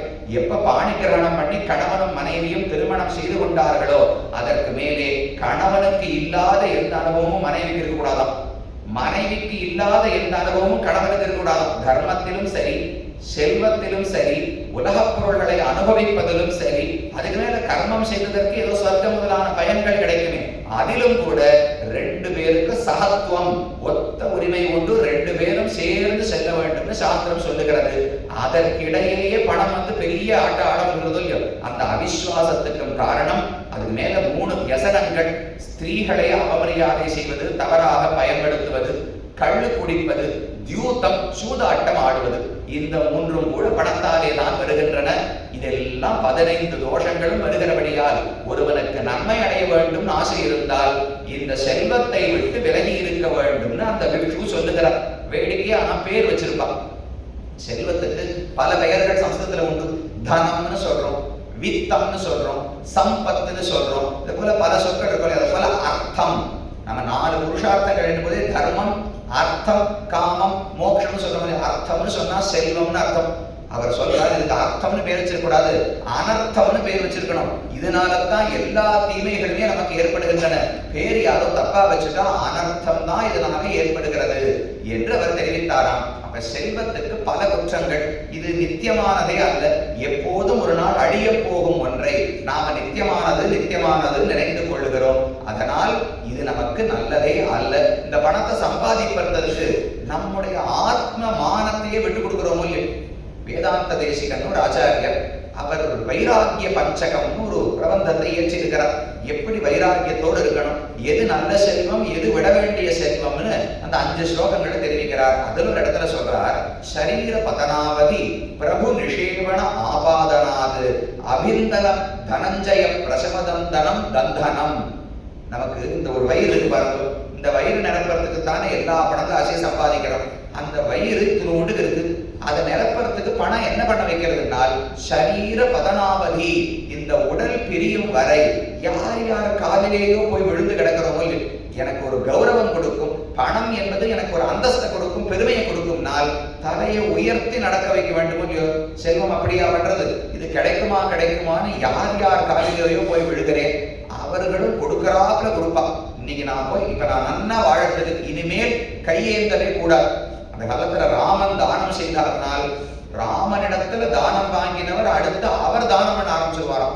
அவ்வளவு செல்வம் ராமன் கொடுப்பாராம். ஒருத்தர் வந்து கேட்டார், எனக்கு ஏதோ இல்ல கஷ்டமா இருக்குன்னா, நாம இருந்தா 500 ரூபாய் கொடுத்து போயிட்டு வாங்குவோம். கண்டிப்பா அவர் 10 நாளைக்கு திரும்பி வந்து நம்ம கிட்ட நிற்கதான் போறார். அதுதான் நமக்கு வேணும். பெரிய முதலாளிகள் கிட்ட போறோம், நாம போய் ஏதாவது வேணும்னா உடனே ஒரு 2 ரூபாயை கொடுத்து இல்ல 10 லட்சம் ரூபாயை கொடுத்து நீ வாழ்ந்துக்கோ, ஏதாவது ஒரு தொழில் பண்ணி பொழைச்சுக்கோன்னு சொல்றாடான்னு 1000 ரூபாய் கொடுத்தா திரும்ப 4 நாள் கழிச்சு அவர்கள் வீட்டுல தானே வந்து நின்றாக வேண்டும். அப்ப சரீர பதனாவதி, இந்த உடல் விழும் வரை யார் யாரோ பிரபுக்கள் காலிலே போய் விழ வைக்கக்கூடியது இந்த செல்வம் என்பது. அது தந்தனம், அது மிக தாழ்ந்த செல்வம், ஆத்மாவினுடைய பெருமையே குறைக்கக்கூடிய செல்வம். அந்த செல்வம் வேண்டாம்னு தெரிவிக்கிறார். அப்ப எந்த செல்வத்தை பட்டனம்னால் தனஞ்சய விவர்தனம், தனம் உடூட கோவர்தனம், சுசாதனம் அபாதனம், சுமனசாம் சமாராதனம். இன்னொரு நல்ல செல்வம் இருக்கு, தனம் தனம்னு வேணும்னு திரும்ப திரும்ப போடுறார். அழகான கவிதார்க்கிக சிம்மம்னு அவருக்கு பெயர். அழகான கவிதைகள் எழுதக்கூடியவர். அவர் தனம் வேண்டாம்னு சொன்னாலும் இதுவரைக்கும் சொன்னது தனம் உலக செல்வம் தாழ்த்துகிறது. இப்ப அடுத்து பெருமான் பகவான் தான் செல்வம்னு சொல்றச்சே திரும்ப திரும்ப தனம் தனம் தனம்னு பதத்தை போடுறார். தனஞ்சய விவர்தனம், தனஞ்சயன் அர்ஜுனனுக்கு பெயர். அர்ஜுனனுடைய முன்னேற்றத்துக்கு காரணமாக இருந்த செல்வம் கண்ணன் எம்பெருமான். தனம் உதூட கோவர்தனம், கோவர்தன மலையை தூக்கின கண்ணன் தான் செல்வம். சுசாதனம், இந்த கண்ணனை அடைவது ரொம்ப கட்டமே கிடையாது. பணத்தை சம்பாதிக்கிறதுக்கு நிறைய கட்டம்னு பார்த்தோமா, பகவானை சம்பாதிக்கிறது கட்டமானால் ஒண்ணுமே பண்ண வேண்டாம். எண்ணிலும் வரும் எண்ணினி வேண்டுவோம்னு ஆழ்வார் சொல்றார். பகவானை நினைக்க மாட்டோமான அவர் பாவம் காத்துட்டு இருக்கார். ஒரு முறை நினைத்தால் ஓடி வந்து நம்ம மனதிலே அமர்ந்து கொண்டு விடுவாராம். எண்ணுதல்னா நினைப்பதில்லையோ, எண்ணிலும் வரும். இன்னொரு அர்த்தம் சொன்னார், எண்ணுதெல்லாம் 1 2 3 4 5 எண்ணிக்கை எண்ணுகிறோம் இல்லையோ, அந்த வரிசையில் 26 என்பது பகவானுடைய எண்ணிக்கை. மொத்தம் இந்த உலகத்தில் இருக்கும் தத்துவங்களை எண்ணினால் அறிவில்லாத பொருட்கள் 24 பொருட்கள் இருக்கின்றன. பஞ்சபூதங்கள்னு சொல்றோம், நிலம் நீர் தீ காற்று ஆகாயம், அது ஒரு 5 ஆச்சு. நம்ம கிட்ட இருக்கிற புலன்கள் ஒரு 11 புலன்கள் இருக்கின்றன. கண்ணு காது மூக்கு நாக்கு தோல் 5 புலன்கள். மனசு 6வது புலன். அதுக்கு மேல கைகள் கால்கள், பேசுவதற்கு பயன்படும் நாக்கு, மலம் ஜலம் கழிப்பதற்கான இந்திரியங்கள், இப்படி 11 இந்திரியங்கள், பஞ்சபூதங்கள். இதெல்லாம் சேர்ந்த ஒரு 24 தத்துவங்கள், அறிவில்லாத அச்சேதன பொருட்கள். 25வது தத்துவம் இந்த ஜீவாத்மா. இவருக்கு ஞானம் உண்டு. ஜீவாத்மா தான் 25வது தத்துவம் உலகத்திலே. 26வது தத்துவம் பரமாத்மா. இப்படிதான் தத்துவ எண்ணிக்கை சாங்கிய சாஸ்திரங்களிலே மற்ற சாஸ்திரங்களிலே சொல்லப்படுகிறது. ஒருவர் தங்கிட்ட இருக்கிற பணத்தை எண்ணிட்டு இருந்தார். 1 2 20 24 25 26 27 எண்ணினாராம். உடனே பகவான் வந்து பக்கத்துல நின்றுட்டாராம். என்ன கேட்டா, 26 என்ன கூப்பிட்டியே, அதுக்காக வந்தேன்னு சொன்னாராம். இப்ப எண்ணிலும் வரும்னா மனசால எண்ணினாலும் வரும். அவரை எண்ண வேண்டும்ங்கிற எண்ணமே இல்லாமல் பணத்தை எண்ணும் போது 26ன்னு சொன்னால் கூட பகவான் வந்து காட்சி அளிக்கிறார். அவ்வளவு எளிமையானவர். அவரை ஆராதிப்பது மிக எளியது. அவருக்கு இனிமே நம்மால ஒரு பெருமை அடைய வேண்டும்ங்கிற தேவையே கிடையாது. அதனால எளிமையாக அடையலாம். சுசாதனம் பாதனம், நம்ம எந்த விதத்திலும் பாதிக்க மாட்டார். பணம் என்பது நமக்கு எல்லா பாதிப்புகளையும் அதன் மூலமாக ஏற்படுத்துகிறது. ஆனால் பகவானுடைய திருவடிகள் எந்த பாதிப்பையும் ஏற்படுத்தாது. சுசாதனம் அபாதனம் சுமனசாம் சமாராதனம். பெரியவர்கள் சான்றோர்கள் நல்ல மனமுடையவர்கள் எல்லாம் இந்த செல்வத்தை தான் ஆசைப்பட்டு பெறுகிறார்கள். தனம் மதியம் தவ பாத பங்கஜம் கதானு சாட்சாத்கரவாணி சக்ஷுஷா என்று ஆளவந்தார் பிரார்த்திக்கிறார். எனக்கு வேற எந்த உலக செல்வம் வேண்டாம், உன்னுடைய திருவடிகள் தான் எனக்கு செல்வம் என்று ராமானுஜருக்கு முன்னோடியாக ஆளவந்தார் பாடினார். ஆளவந்தாருக்கு முன்னோடியாக ஆழ்வார் பாடினார். ஆழ்வாருக்கு முன்னோடியாக பல ரிஷிகள் பாடியிருக்கிறார்கள். அப்ப செல்வம், உலக செல்வம் என்பது மற்ற எல்லா தீமைகளுக்கும் காரணமாக இருக்கிறபடியால் அந்த செல்வத்தை ராமானுஜர் வழங்க மாட்டாராம். அப்ப எந்த செல்வத்தை கொடுப்பார்னால் அது நல்ல செல்வம்னு ஒரு 4-5 விதமான செல்வங்கள் இருக்கின்றன. ஒண்ணு பார்த்தோம், பகவானே தான் செல்வம். செல்வம் என்ன பண்றது? எப்பவுமே 4 புருஷார்த்தங்கள் சொல்றோம் இல்லையா, இந்த 4க்குள்ளே 2 தான் இறுதியான புருஷார்த்தங்கள். மற்ற 2ம் வேறு ஒன்றை அடைவதற்கான புருஷார்த்தங்கள் தான். தர்மம் அர்த்தம், இந்த 2ஐயும் அப்படியே வச்சு ஒண்ணும் பண்ண முடியாது. கையில பணம் காசு இருக்குன்னா என்ன மோந்து பார்க்க முடியுமா, சாப்பிட முடியுமா, கேட்டு பார்க்க முடியுமா? ஒண்ணும் பண்ண முடியாது. அப்ப பணத்தை கொண்டு வேறு ஒரு புருஷார்த்தம், காமங்கிற புருஷார்த்தம் அடைய முடியும். எனக்கு மாலை வேணும்னா பணம் கொடுத்தா மாலை கிடைக்கும். மாலையை கொண்டு முகர்ந்து அனுபவிக்கலாம். பணம் கொடுத்தா சந்தனம் கிடைக்கும். பூசென்று அந்த குளிர்ச்சி அனுபவிக்கலாம். அப்ப காமம் என்கிற ஒரு இலக்கை அடைவதற்கு அர்த்தம் என்பது ஒரு வழியாக இருக்கிறது. அப்ப புருஷார்த்தமாக எண்ணப்பட்டிருந்தாலும் அது ஒரு வழிநடை புருஷார்த்தம் தான். செல்வத்தை கொண்டு நேரடியாக எந்த ஆனந்தத்தையும் அடைய முடியாது. அதே போலத்தான் தர்மம். சாமி என்கிட்ட நிறைய 1 கோடி புண்ணியங்களை சேர்த்து வச்சிருக்கேன், அதனால புண்ணியம் இருக்குன்னு ஆனந்தப்பட முடியுமான்னு? புண்ணியத்தை கொண்டு சொர்க்கத்தை அடைய வேண்டும், இல்ல புண்ணியத்தை கொண்டு இந்த உலகத்துல ஏதோ ஒரு இன்பத்தை அடைய வேண்டும், அதுதான் நமக்கு ஆனந்தத்தை கொடுக்கும். அப்ப புண்ணியம் என்பதும் காமத்தை தான் கொடுக்கும். புண்ணியத்தினால மோட்சம் அடையவே முடியாது. புண்ணியத்தினால இந்த உலகத்துக்குள்ள உயர்ந்த பதவிகள், இந்திரனா நாமே பிறக்கலாம், சிவபெருமானா பிறக்கலாம், பிரம்மாவா பிறக்கலாம், மற்ற தெய்வங்களா பிறக்கலாம். அப்ப புண்ணியம் செய்தால் உயர்ந்த பதவிகளை அடைந்து காமத்தை அனுபவிக்கலாம், பணம் சேர்த்தாலும் காமத்தை அனுபவிக்கலாம். அப்ப தர்மமும் அர்த்தமும் காமத்துக்கான வழிகள். மோட்சம் என்பது தனி. மோட்சம் அடையணும்னா தர்மத்தாலும் அடைய முடியாது, காமத்தாலும் அடைய முடியாது, அதே போல அர்த்தத்தாலும் அடைய முடியாது, அது தனி. நிவிருத்தி மார்க்கம், சரணாகதியின் மூலம் மோட்சத்தை அடையலாம், தர்மார்த்த காமங்களின் மூலம் அடைய முடியாது. இப்படி இருப்பதனாலே இந்த தனம் என்பது உயர்ந்ததல்ல. இதை விட வேறு ஒரு தனம் பகவான். அவர் தனம்னு சொல்லலாமானால், தனம்னா என்ன? எனக்கு காமத்தை அடைவதற்கான ஒரு வழிதானே, பாதையாக தனம் சொல்லப்படுகிறது. பகவான் அதே தானே, நான் ஆசைப்பட்ட அனைத்தையும் அவர்தான் இறுதியிலே வழங்குகிறார். அப்ப அவரையே செல்வம்னு சொல்லலாம். என்னுடைய புருஷார்த்தத்தை அடைவதற்கு என் கையில் இருக்கிறதுக்கு செல்வம்னு பேர். இதை கொடுத்தா எனக்கு காமம் ஏதோ ஒரு இன்பம் கிடைக்கிறதோ இல்லையோ, அதேதான் பரமாத்மான்னு வச்சுக்கணும். பரமாத்மா என்னிடம் இருந்தால் நான் பிரார்த்தித்தா எந்த புருஷார்த்தத்தையும் கொடுக்க போகிறாரோ இல்லையோ, அப்ப அவரையே செல்வம்னு சொல்லலாம். செல்வநாரணன், பகவானுக்கு சம்பத்குமாரன் பெயரோ இல்லையோ, திருநாராயணபுரம் சம்பத்குமாரன். அப்ப எல்லா செல்வத்துக்கும் அவர் தான் உடையவர். அப்ப செல்வத்துக்கெல்லாம் அதிபதியான பகவான் நம்மிடத்தில் இருந்தால் நாம் ஆசைப்பட்டதை எல்லாம் கொடுப்பார். அது முதல் செல்வம். பரமாத்மாவே செல்வம்னு பார்க்கலாம். அடுத்தது ஒரு செல்வம், அந்த பரமாத்மாவுக்கும் நமக்கும் இருக்கக்கூடிய நெருக்கம். பரமாத்மா இருக்கார், செல்வம் தான். செல்வத்தை நம்ம கிட்ட இருந்தால் தானே ஆனந்தப்பட முடியும். அவர்கிட்ட நிறைய பணம் காசு இருக்குன்னா நமக்கு ஆனந்தம் வரும், இன்னும் வருத்தம் தான் வரும், என்கிட்ட இல்லையேன்னு. அப்ப பரமாத்மாவை செல்வம்னு பார்த்தால் அவர் எங்கேயோ இருக்கார் சாமி, எனக்கு அதனால என்ன அப்படின்னு தோழிடுமோ இல்லையோ, அந்த பரமாத்மா என்னிடத்தில் இருக்கிறார், என்னோடு இருக்கிறார்னு எண்ணம் வரணுமே. அப்ப அந்த நெருக்கம் இருக்கு பாருங்க. பரமாத்மாவும் நாமும் சேர்ந்து இருக்கிறோம் என்கிற எண்ணம் தான் பெரிய செல்வம். பிரத்யாசக்தின்னு சொல்லுவார்கள். பகவானிடத்திலிருந்து மனதால் விலகி இருப்பதை விட மனதாலும் உடலாலும் சேர்ந்து இருப்பதுதான் செல்வம். சீர்மல்கும் ஆய்ப்பாடி செல்வச் சிறுநீர்கள்னு ஆண்டாள் பாடுகிறாள். என்ன செல்வம்? அவர்களெல்லாம் ஆய்ப்பாடியிலே பாலும் தயிரும் வெண்ணையும் விற்று வாழ்ந்து கொண்டு வந்தவர்கள். இன்னும் பெரிய மாளிகையெல்லாம் கட்டிருப்பாளா, நிறைய நகை நட்டெல்லாம் கொண்டிருப்பாளா? எந்த செல்வமும் பெருசா அவர்களிடத்துல சேர்ந்து இருக்க முடியாது. ஆனா செல்வச் சிறுநீர்கள்னு ஆண்டாள் கொண்டாடுகிறேன். ஆனால் ஆண்டாள் சொல்வது உலக செல்வங்களையே அல்ல, கண்ணனோடு இருக்கிற நெருக்கம் இருக்கொல்லு, அதைத்தான் ஆண்டாள் செல்வம் என்று புகழ்கிறாளாம்.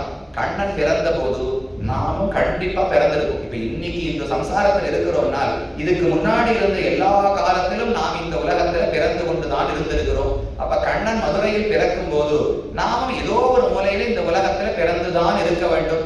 மனுஷனா பிறந்தோமா, விலங்கா பிறந்தோமா, தேவனாக பிறந்தோமா தெரியாது.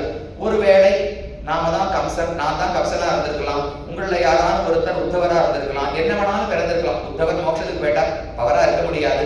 யாரோ ஒருவர் கண்ணனோடு சம்பந்தப்பட்டவர்களோ படாதவர்களோ பக்தனாக கண்டிப்பாக நாம பிறக்கவில்லை. கிருஷ்ண பக்தனா அந்த கருவையில் இருந்திருந்தா அப்பவே வைகுந்தம் போயிருப்போம். இன்று வரை இங்கு இருக்கிறோம் என்றால் கிருஷ்ணாவதாரத்தின் போதும் பிறந்தோம். ஆனால் மதுரையில் கோபிகையாகவோ கோபனாகவோ பிறக்கலையோ, அந்த பாக்கியம் அந்த பெண்களுக்கு தான் கிடைச்சதான். அதனால சீர்மல்கும் ஆய்ப்பாடி செல்வச் சிறுநீர்கள் என்று கண்ணனோடு இருக்கக்கூடிய நெருக்கம் தான் அவர்களுக்கு செல்வம். விபீஷணனை பத்தி ராமாயணத்துல வால்மீகி சொல்லுகிறார். ராவணன் எவ்வளவோ இவர் பேசி பார்த்தாலும் கேட்கவில்லை. அவரிடத்துல ரொம்ப கடுமையான வார்த்தைகளை பேசி தாம் துதி குலவாம்சனம், இந்த ராட்சச குலத்துக்கே நீ ஒரு முள்ளாக கோடரிக்காம்பாக பிறந்திருக்கிறாய், உன்னால எங்கள் குலத்துக்கே அவமரியாதைன்னு சொல்லி எத்தி தள்ளிவிட்டான் ராவணன். விபீஷணனுக்கு ரொம்ப வருத்தம். சரி, இங்கிருந்து பிரயோஜனம் இல்லை, ராமனிடத்திலே போய் சரணம் சேர்ந்து விடலாம் புறப்படுகிறார்கள். இந்த லங்கையிலிருந்து எனக்கு இது வேண்டாம், பரிக்கெட்டா மயாலங்கா ரத்னானிச்ச தனானிச்ச, எல்லா செல்வத்தையும் விட்டுட்டேன், மனைவி மக்கள் ராவணன் அனைவரையும் விட்டு விட்டேன்னு சொல்லி வானத்துல புறப்படுகிறார். புறப்படுனே வால்மீகி என்ன சொல்லணும்? அவர் ஒண்ணுமே கிடையாது, அகிஞ்சனன், தரித்திரன். நேற்று வரைக்கும் அரச குலத்திலே பிறந்தவர், ராவணனுக்கு தம்பி, நிறைய செல்வம் உண்டு, அதெல்லாம் வேண்டாம தூக்கி போட்ட உடனே ஒண்ணுமில்லாதவர் ஏழைன்னு சொல்லணும் இல்லையோ. ஆனா வால்மீகி இத்தனை நாளா விபீஷணனை பணக்காரன்னு சொல்லவே இல்லை, அந்தரிக்ஷகதா ஸ்ரீமான் என்று கொண்டாடுகிறார். இப்பதான் இவர் பணக்காரர்னு கொண்டாடுகிறார். ஏன் சாமி உண்மையா பணம் இருக்கிறதே பணக்காரன்னு சொல்லல, இப்ப பணம் வேண்டாம்னு போட்ட உடனே பணக்காரன்னு சொல்றாரு என்னால் அடுத்து ராமனோடு சேரணுங்கிற எண்ணம் வந்துட்டு தோல்வி. இங்கு இருக்கும் வரை பணம் உலக செல்வம் இருந்தது, அது உயர்ந்த செல்வமே கிடையாது. ஸ்ரீமான்னு கொண்டாட மாட்டான். நாமெல்லாம் போடுகிறோம் ஸ்ரீமதி ஸ்ரீமான்னு போடுகிறோமே, பணங்காசு இருக்கிறதையா போட்டுக்கிறோம். பகவானிடத்துல பக்தி இருக்கிறது, பகவானிடத்துல அன்பு இருக்கிறது, அவனோடு நெருங்கி இருக்க வேண்டும் என்கிற ஆசை இருந்தால் அதைத்தான் ஸ்ரீ, அதுதான் செல்வம்னு சொல்லப்படுகிறது. அது இரண்டாவது. பகவானே ஒரு செல்வம், அவனோடு நமக்கு இருக்கக்கூடிய நெருக்கம். எப்படி அந்த நெருக்கத்தை அடையலாம்னால் அவனுடைய கோவிலுக்கு அருகிலே வாழ வேண்டும். இந்த ஊருக்கு வந்து சொன்னா அடியேனும் இங்கேயும் கோவில் இல்லைன்னு, அடியில் இருக்கிறது சென்னப்பட்டணத்துல, நீங்க இருக்கிறது பம்பாயில, ஏதோ ஒரு கோயில், அது அருகில் இருக்கிறதோ தொலைவில் இருக்கிறதோ, இந்த பெருமான் என்னுடைய பெருமான், நான் என்ன பண்டிகைனாலும் இவரை போய் சேவிப்பேன், என்ன அவர் உற்சவம்னாலும் நான் போய் முதலிலே நிற்பேன், முடிந்த கைங்கரியத்தை பண்ணுவேன்னு சொல்லணும். மனதளவுல நெருக்கம் எங்கன்னா வரலாம். நமக்கு தொலைவிலே ஒரு 10 கிலோமீட்டரா இருக்கலாம், 50 கிலோமீட்டர்னா இருக்கலாம். போவதற்கான உறுதி நம் மனதில் இருந்து விட்டால் 50 கிலோமீட்டர் தள்ளி இருக்குங்கிறது ஒரு பொருட்டு கிடையாது. நான் போய் நின்னேன்னா பெருமாளை செய்ய போறேன். மனதளவில் அந்த நெருக்கம் இருந்து விட்டால் கீழே பாதையில் இருக்கிற தொலைவு என்பது ஒரு பெரிய பொருட்டு, அதை எண்ணிக்கொண்டா தாண்டிடலாம். மனசுல நெருக்கம் ஏற்படுவதுதான் என்ன முக்கியம். அப்ப நான் இந்த பெருமானுடைய நிழலுக்குள்ளே வாழுகிறேங்கிற எண்ணம் இருக்கணும். அது இல்லாவிட்டால் சம்சாரம் நம்மளை நன்னா போட்டு பார்க்கும். ராமனுடைய நிழலுக்கு கீழே நான் இருக்கிறேன், அவர் தோல் இருக்கு சாமி, அந்த தோல்ல பிடிச்சிருந்து நான் கீழே இருக்கிறேன்னால் எந்த தேவதையோ எந்த கிரகமோ நம்மளை ஒண்ணுமே பண்ணாது. நான் அந்த நிழலை விட்டு வெளியில வந்தேன்னா சூரியன் நன்னா சுட்டெரிப்பார், எல்லாருடைய அடியும் வாங்கித்தான் ஆக வேண்டும். இல்லையே நான் நிழலுக்கு கீழே இல்லை என்னால் பகவானுடைய நிழல் உலகம் முழுக்க பரவி இருக்கு. அந்த நிழலை நான் ஏற்றுக்கொள்ள வேண்டும். இந்த நிழலுக்கு கீழே கொடைக்கு கீழே நான் நிற்கிறேன்னு புரிந்து கொண்டோம்னால் அப்ப மற்ற எந்த பாதிப்பும் நமக்கு வராது. பகவத் விஷய வாசினஹா, உன்னுடைய நகரத்திலே வாழ்வது ஒண்ணுதான் தண்டகாரண்யத்திலே வாழ்ந்த ரிஷிகள் சொன்னது. ராமன் இருப்பது அயோத்தியிலே, தண்டகாரண்ய காட்டிலே பல ரிஷிகள் வாழ்ந்து வந்தார்கள். அவர்களுக்கெல்லாம் ராட்சசர்களாலே துன்பம். ராமன் காட்டுக்கு வந்த உடனே எல்லாரும் போய் காலில் விழுந்து நீதான் எங்களை ரட்சிக்கணும்னு சொன்னான். ஏன் நான் ஏன் ரட்சிக்கணும்னு ராமன் நினைப்பார்கள். அதுக்கு அவ சொல்ற காரணம் ஒண்ணுமே இல்லை. பகவத் விஷய வாசினா, உன்னுடைய நிலத்துல நாங்க வாழுகிறோம் இல்லையோ, இந்த பூமி முழுக்க உன்னுடையது, பாரதம் உன்னுடையது. இந்த பாரதத்துல நான் வாழுகிறேன்னா உன்னுடைய குடைக்கு கீழே வாழுகிறேன் அர்த்தம். அப்ப நீதான் ரட்சிக்க வேண்டும்னு ரிஷிகள் சொன்னார்கள். அந்த ஒற்றுமை, அந்த ஒரு நெருக்கம் பகவானோடு மனதளவிலும் உடலளவிலும் அவனோடு கூட இருக்க வேண்டும். இருக்கும் நாள் உகந்தருளின நிலங்களிலே பிரபணராய் குணானுபவ கைங்கரியங்களே பொழுதுபோக்காக கொள்ளுகையும் என்று பிள்ளை உலகாரி என்று ஒரு ஆச்சாரியன் தெரிவிக்கிறார். சரணாகதி பண்ணிட்டோம், பண்ணதுக்கு பிறகு இன்னும் இந்த சம்சாரத்துல கொஞ்ச நாள் வாழ போகிறோமோ இல்லையோ. அந்த காலத்திலாம் பெண்ணுக்கு 8 வயசு 10 வயசு இருந்துச்சு கல்யாணம் பண்ணுவா. உடனே கணவன் வீட்டுக்கு பெண்ணை கொண்டு போய் விட மாட்டான். இன்னொரு 4 வருஷம் 5 வருஷம் புகுந்த வீட்டுல தானே இருப்பா. அதுக்கப்புறம் தான் கணவன் வீட்டுக்கு போகணும். அதுதான் நம்ம நிலையும். எப்போ நாம பகவானை பற்றி பஞ்சசம்ஸ்காரம் செய்து கொண்டோ சரணாகதி செய்து விட்டோமோ கல்யாணம் ஆயிடுதுன்னு அர்த்தம். அவருக்குத்தான் நான் உரியவன், வேறு யாரையும் நான் வணங்க மாட்டேன், எனக்கு கணவன் எனக்கு பதி பகவான் நாராயணன் தான் என்று சரணாகதி பண்ண அன்னைக்கு முடிவாயிடுது. கல்யாணம் நடந்து விட்டது. ஆனா என்னைக்கு வைகுந்தத்துக்கு போக போறோம்? அது மரணமாகணும் இல்லையோ. சரணமாகவும் தனதால் அடைந்தார்க்கெல்லாம் மரணமானால் வைகுந்தம் கொடுக்கும் பெறான். இன்னார் இணையார் பகவான் வேறுபாடு பார்ப்பதில்லை. யார் காலில் விழுந்தாலும் ஏற்றுக்கொள்ளுகிறார். அவர்களுக்கு மரணம் நடந்த உடனே வைகுந்தத்தை கொடுக்கிறார். அந்த வைகுந்தத்துக்கு போறதுதான் புகுந்த வீட்டுக்கு போவது. இங்க இருக்கிற காலம் என்ன? கல்யாணம் ஆயிடுத்து, இன்னும் புகுந்த வீட்டுக்கு போகவில்லை. அந்த இடைப்பட்ட காலத்துல அந்த பெண்ணு என்ன பண்ணுவாள்னால் தான் கணவனோடு போய் வாழப்போகிற வாழ்க்கையை நினைத்து ஆனந்தப்படுவாள் இல்லையோ, அதுக்கு திட்டமிடுவாள் இல்லையோ, அதை நினைத்து பூரிச்சு போவாள் இல்லையோ, அதைத்தான் இந்த ஜீவாத்மா பண்ணணும். ஒவ்வொரு பக்தனும் இங்க இருந்து செய்ய வேண்டியது இதெல்லாம் எனக்கு வருத்தமா இருக்கேன்னு உலகத்தை பார்ப்பதல்ல. புகுந்த வீட்டுக்கு போய் நான் என்ன வாழ்க்கை வாழப் போகிறேன், எனக்கு வைகுந்தத்தில் என்னென்ன அனுபவங்கள் காத்திருக்கின்றன, நானும் பகவானும் ஆனந்தமாக இருக்க போகிறோம்னு திட்டமிடணும். நான் இப்பதான் அடுத்த வருஷம் திட்டம் போட்டிருக்கேன், 20 வருஷத்துக்கு திட்டம் போட்டிருக்கேன், வைகுந்தம் 50 வருஷம் கழிச்சு தானே, அப்புறம் தானே என்னால். இங்கு இருக்கும் நாளெல்லாம் இதைத்தான் பண்ணணும். நமக்கு எப்படி தெரியும்? இன்னும் 20 வருஷம் இருப்போம்னு யாரா நமக்கு ஏதாவது எழுதி கொடுத்திருக்காளா? அடுத்த நிமிஷம் இந்த உடல் எப்ப விழப்போறதுன்னு தெரியாது. கொண்டாட்டும் குலம்புனையும் தமருத்தார் விழுதியும் வண்டார்பூம் குழலாளும் மனை ஒழிய உயிர் மாய்தல் கண்டாற்றேன் உலகியற்கைன்னு ஆழ்வார் பாடுறார். இந்த உலகத்துல எதையுமே நம்ப முடியாது போன்றது. ரொம்ப கஷ்டப்பட்டு பணத்தை சம்பாதிச்சு அதனால புகழை பெற்று கொண்டாட்டும் குலம் புனைவும் தமர் உற்றார் விழு நிதியும். அதை வேற சொல்றார், பணம் தான் சம்பாதிச்சேன்னா உடனே ஒரு விளக்கை ஏற்றி வச்சா எப்படி விட்டில் பூச்சின்னா வந்து விழுமோ, அதை போல சொந்தக்காரெல்லாம் வந்து மொச்சு படம் அப்படி நேற்று வரைக்கும் இவர் யாருன்னே தெரியாதுன்னு சொல்லிட்டு போயிட்டு இருந்தா. பணம் வந்த உடனே தமர் உற்றார் விழு நிதியும், எல்லாரும் வந்து நம்ம காலில் விழுந்து நின்று இருக்கா, உடனே கொண்டாடுவாளாம். இவர் எப்பேற்பட்டவர், அப்படிப்பட்டவர், ரொம்ப உழைச்சு முன்னுக்கு வந்திருக்காரு, கொண்டாடுவா. குலம் புனைவும், இவர் யார் தெரியுமா? அந்த பெரியவருக்கு பேரன், அந்த பெரியவருடைய வம்சத்துல பிறந்தவர்னு. அதெல்லாம் உண்மையே கிடையாது. நான் யாரோ எங்கேயோ பிறந்து வந்திருப்பேன், வேணும்னு ஒரு குலம், இவர் இந்த குலத்தை சேர்ந்தவர், இவன் முப்பாட்டன் பெரியவர்லாம் இவ்வளவு பெரியவர் அப்படின்னு ஏதோ செயற்கையா இந்த குலங்களை எல்லாம் கற்பித்து புனைந்து பாடுவார்களாம். எனக்கு அது மகிழ்ச்சியை கொடுக்கும்னு. அதை போல விழுதியும் வண்டார்பூம் குழலாளும் மனை ஒழிய உயிர் மாய்தல். நான் இந்த பணத்தை செலவழிக்கணும்னு கல்யாணம் பண்ணிட்டேன், குழந்தைகளை பெற்றுட்டேன், எல்லா இன்பமும் வரப்போகுதுன்னு நினைக்கிறதுக்கச்சே உயிர் படுத்து. அப்ப இத்தனை நாள் பட்ட கஷ்டமெல்லாம் எதற்கு? அப்ப எதுவுமே நிரந்தரம் கிடையாது. எத்தனை நாள் இருக்க போறோம் நமக்கு யாருக்கும் தெரியாது. அப்ப இருக்கும் நாள் பகவானோடு எப்படி கைங்கரியம் பண்ண போறோம்னு ஆசைப்படணும். ஆசைப்பட்டா மட்டும் போருமா? அதை பண்ணி பார்க்க வேண்டாமா? அதுக்கு பக்கத்தில் இருக்கிற கோவிலுக்கு போய் பகவானுக்கு கைங்கரியம் பண்ணணும். அவருக்கு என்னென்ன தொண்டு வேண்டுமோ அதையெல்லாம் செய்வதுதான் ஒரு பக்தனுக்கு கடமை. அப்படி வாழ வேண்டும்னு தெரிவிக்கிறார். அப்ப பகவான் செல்வம், அவரோடு நமக்கு இருக்க வேண்டிய சம்பந்தம், தொடர்பு, நெருக்கம் என்பது செல்வம். அடுத்தது முக்கியமானது பக்தியே ஒரு செல்வம். சாமி முதல்ல பாடினாரே, தவம் தரும் செல்வம் தகவும் தரும், சரியா பிறவி பவன் தரும், தீவினை பாத்தி தரும், பரந்தாமம் என்னும் திவந்தரும், திதிரி ராமானுஜன் தன்னை சார்ந்தவர்களுக்கு உவந்தருந்தேன் அவன் சீரன்னு யானுன்னும் உள்மகிழ்ந்தேன்னு ராமானுஜந்தாதியில பாடுறார். ராமானுஜர் எனக்கு என்னென்னலாம் கொடுக்கிறார். ராமானுஜரை அடைந்தவர்களுக்கு தரும் தரும் தரும் தரும்னு ஒரு 7 விஷயங்களை சொல்றார்.